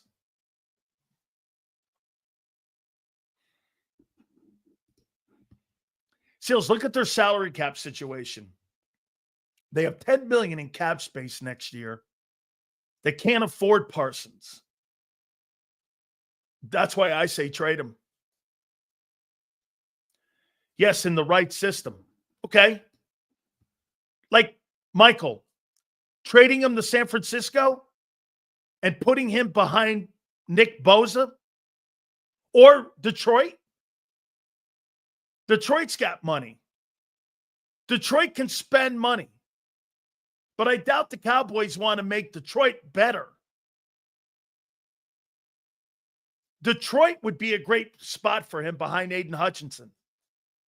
But where he is now, the only benefit to being a Dallas Cowboy is that you're visible. That's the only reason that that's a good play. Okay? What if Micah played in Philly? I don't think it's a good fit here. I'd rather have and develop Jalix Hunt and Nolan Smith at the price tag. You know, why would I rather have Jalix Hunt and Nolan Smith over Micah Parsons? On the top, it looks crazy of a comment. But why would I want to have Jalix Hunt and Nolan Smith instead of Micah Parsons on my defense? Well, I won the Super Bowl without Micah Parsons. Why would I need him now? That's not Myles Garrett. I don't need Michael Parsons to win a Super Bowl. Why would I want him on the Eagles? I'll take Jalix Hunt and Nolan Smith who helped me win it a year ago. That's correct. This is another take. Those kids want to play the run. He doesn't. Dude, when somebody's offering me something that I don't need, why would I take it? I need a safety, maybe. I might need a corner, depending on what I have in my collection of talent, right? But when somebody's offering me Michael Parsons, I see that thing floating around all the time. What's the other one floating around? Jadeveon Clowney. Why would I want Jadeveon Clowney in Philly? Hey, well, hey, Kyle, if you're still in here, will you look this up for me? In his entire time as a football player, Jadeveon Clowney was the number 1 overall pick. Did he ever have double-digit sacks? Did that guy ever in his career? Shit. The guy, Joshua Uche, had double-digit sacks. Bryce Huff has had double-digit sacks. Has Jadeveon Clowney ever had double-digit sacks in his entire career? I mean, and people are like, what about taking a look at him? Dude, I'd rather have Calais Campbell at 37 than Jadeveon Clowney. I mean, I'd rather have that. 9.5 is the most in a year. That's the number 1 overall pick. Give me Nolan Smith. Shit, Nolan Smith had 7 last year, right? I don't need Michael Parsons on the Eagles. It doesn't fit.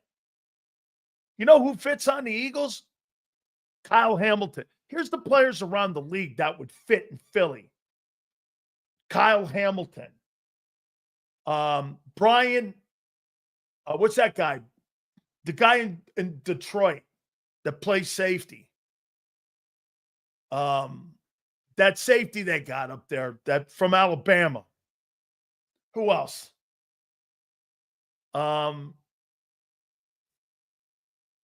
That's about it. Another Patrick Surtain, Brian Branch. He would fit in Philly.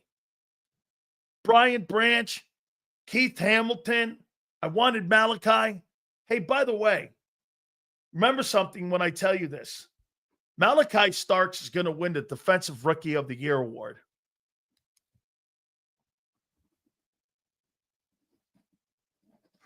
You watch. He's in Baltimore. Malachi Starks will win the Defensive Rookie of the Year award. Okay? He's going to be back there with Kyle Hamilton. They've improved their front. They added even Mike Green. Guy.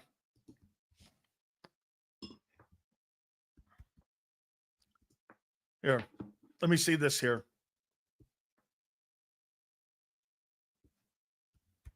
We apologize if Jason doesn't join us. He's probably busy. Let's see, total defense. Ravens were 10th. There's a dude in here telling you that the Ravens were trash last year. They were 10th. Again, Senorita. L. As usual. They were 10th in total defense. Pass defense.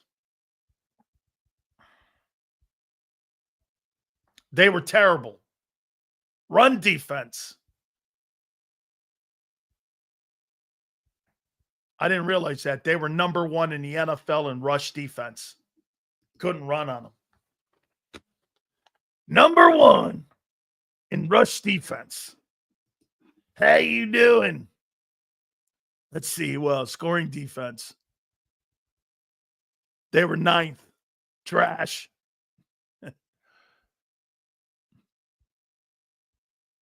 Tenth in red zone. Trash. They're trash defense. They were 10th in total defense. Okay.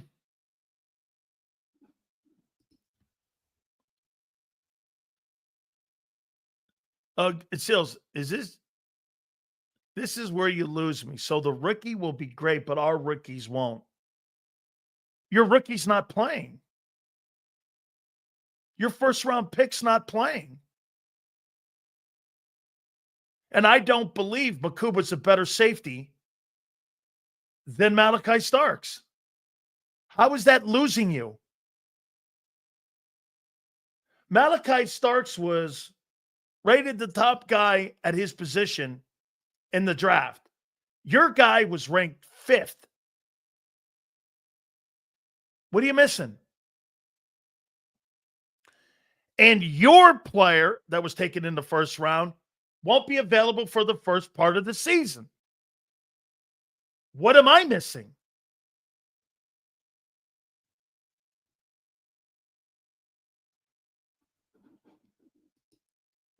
And he's not playing. So wait a minute. What Senorita will tell you is a guy will miss half the season and he'll be the rookie of the year. And the other guy's ready to start up, ready to play week to week from day one for 17 weeks, doesn't have a better shot. I'll use a Jalen. I don't know. How is that just saying shit? Your guy's not fucking playing.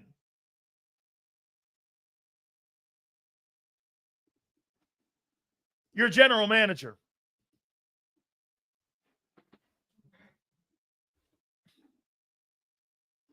I'm clipping this. I'm clipping this. This never gets old, man. I swear to God. By the end of the year, Jacoby Dean will just be a sorry-ass player. Holy cow, man. Starks is ready to go 100% healthy. Dude, that's the only reason I'm saying that. That's the only reason I'm saying that Starks will be the rookie of the year. Is because Campbell's not going to play the first half of the season. My guy's better. Oh, my God. Big cells. Bat signal. It comes from everywhere. There it is. There it is on the back of the wall. Bat signal. Sills. Sileo right there, Sileo. There's the bat signal. There you go. Look at that. Look at that. Look at that. Look at that. Sileo in the bat signal. Oh, my God. Stop hating on Dean. Stay healthy. Call him. There's Senor. Sileo loves Dean over Jihad. No, I don't love anything like that. I asked you where you're playing the kid, dickbag. That's all my comment was. So you taking Dean off the field? Okay.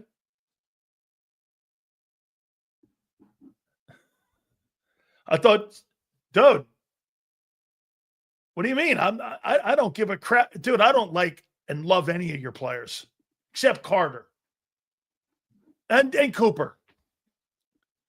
The rest of them, I don't know. I could live with any one of them on another team. I'd trade every one of them except Carter. Here's the guys I wouldn't trade on your defense. Carter, Cooper,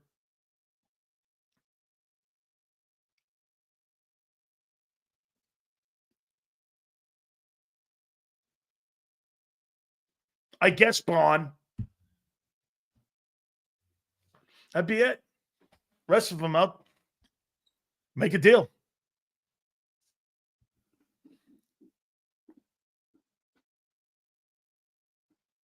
Oh, Dean's not starting the season either.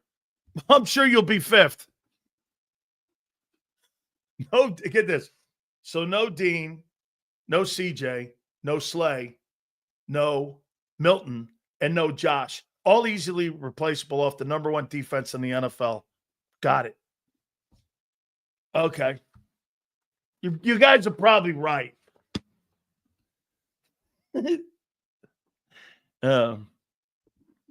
This is so untrue. Get this. Here's another lie.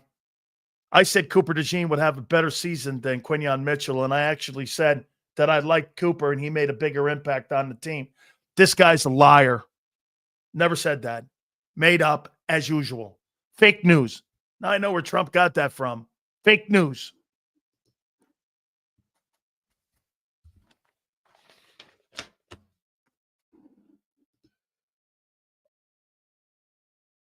Yeah, but you're not going to get a lot of playing like that when you're playing zone. I don't know. I think Q's a good ball player, but I can get Bradbury to play that position like you guys did.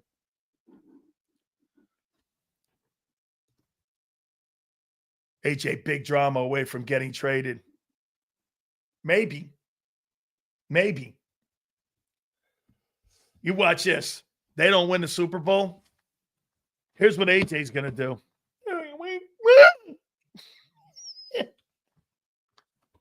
Let me see something about AJ Brown. And what kind? Hey, do you not think you have to duplicate what you did a year ago to win the Super Bowl? Do you guys think you have to duplicate what you did? I do. So let's take a look at this. Let's see AJ Brown. And if you don't win the Super Bowl, man, this is going to be holy hell. 1,000 yards, big deal. Let's see here. NFL stat. Let's go down here for old AJ Brown. AJ's going to be fun to watch this year. Let's see here. Let's go over here. Let's see here. Yards per game. What was AJ? That's got to be high. Oh, I love that. Look at that. AJ Brown averaged 83 yards a game. 1, 2, 3, 4. That's fifth. Dude, I don't think he had any drops. Let's take a look at the most important thing that quarterbacks love or receivers love. Targets. AJ was 44th with 97. Here's the receivers that were ranked ahead of him. David Njoku, Hunter Henry, Xavier Worthy, Jordan Addison, Khalil Shakir, Elijah Moore, George Pickens, Darnell Mooney, Josh Downs, Ladd McConkey, Jawan Jennings, Calvin Ridley,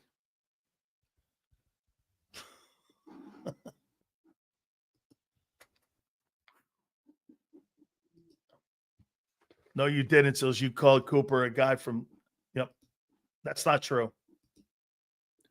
Total lie. Total lie. Let's see here. I may have said he's a white guy from Iowa.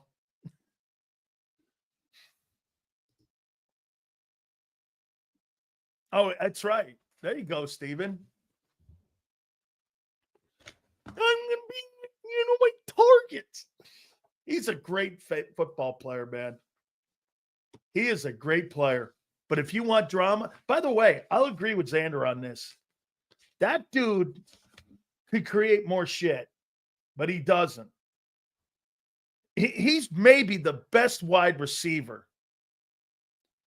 Okay? He may be the best receiver that doesn't put up and give enough of shit to the quarterbacks. All right, guys. Big sales here for our friends at Morgan & Morgan. $30 billion in recovery. Make sure you do me a favor this weekend and you check out my friends all the time at Morgan & Morgan. Thousands of attorneys across the country from coast to coast are there to serve you. Life is hard, and again, this will be one of the toughest decisions that you think you'll make until you talk to Morgan & Morgan. The number one reason is because they win. Do me a favor, forthepeople.com/big sales or pound law 529. That's FOR, thepeople.com/big sales or pound law 529. And do me a favor, you tell them Big Sales sent you.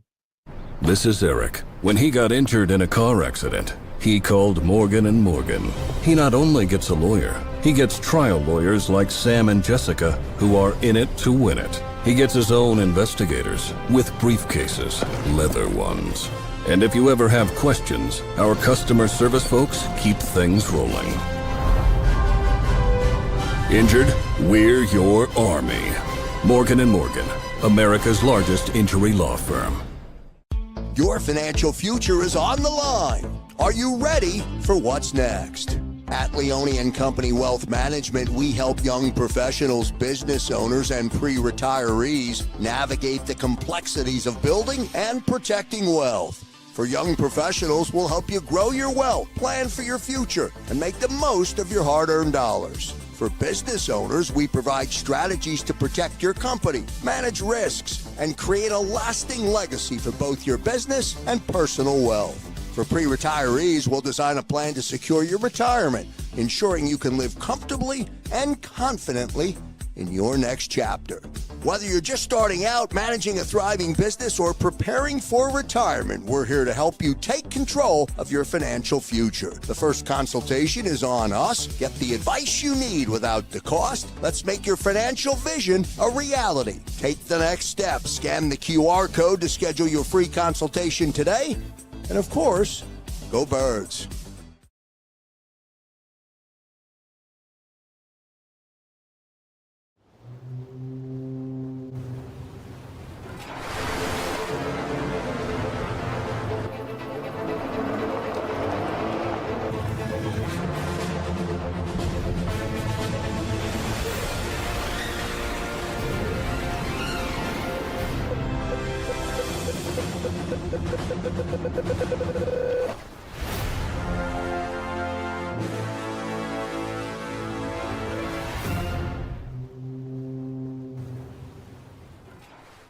They're carving them up, and good play calling along the way. First and goal at the 6.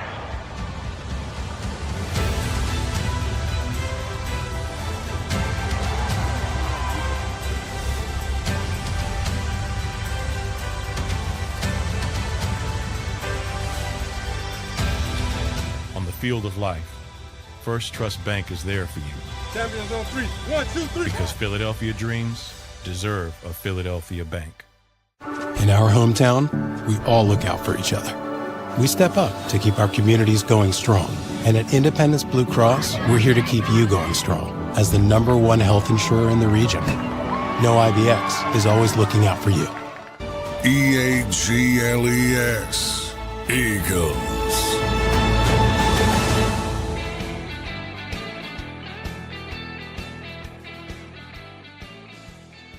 Changes. Oh, changes. Changes. Yeah. Yes, sir, boy. This is going to be a fun year this year. Make no mistake about it. This is going to be one of the funnest years I've had. You know, I will admit last year, some of the takes went sideways. And that's to my advantage because it's always great covering a team that wins. This year, though, I'm going to use a Mr. T line. Big Sills, what are you predicting for the Eagles in 2025?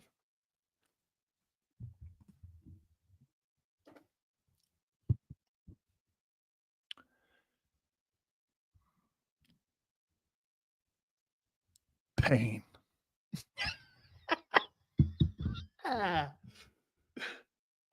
Pain. Make sure you wish your mom, your wife, your loved one a happy Mother's Day. Big Z, happy birthday to you on Saturday, my friend. Make sure you tell your mom Happy Mother's Day to all of you out there and to all you mothers. Happy Mother's Day to you. Have a great weekend. 2 to 6 on Monday, and we'll see you on the flip side.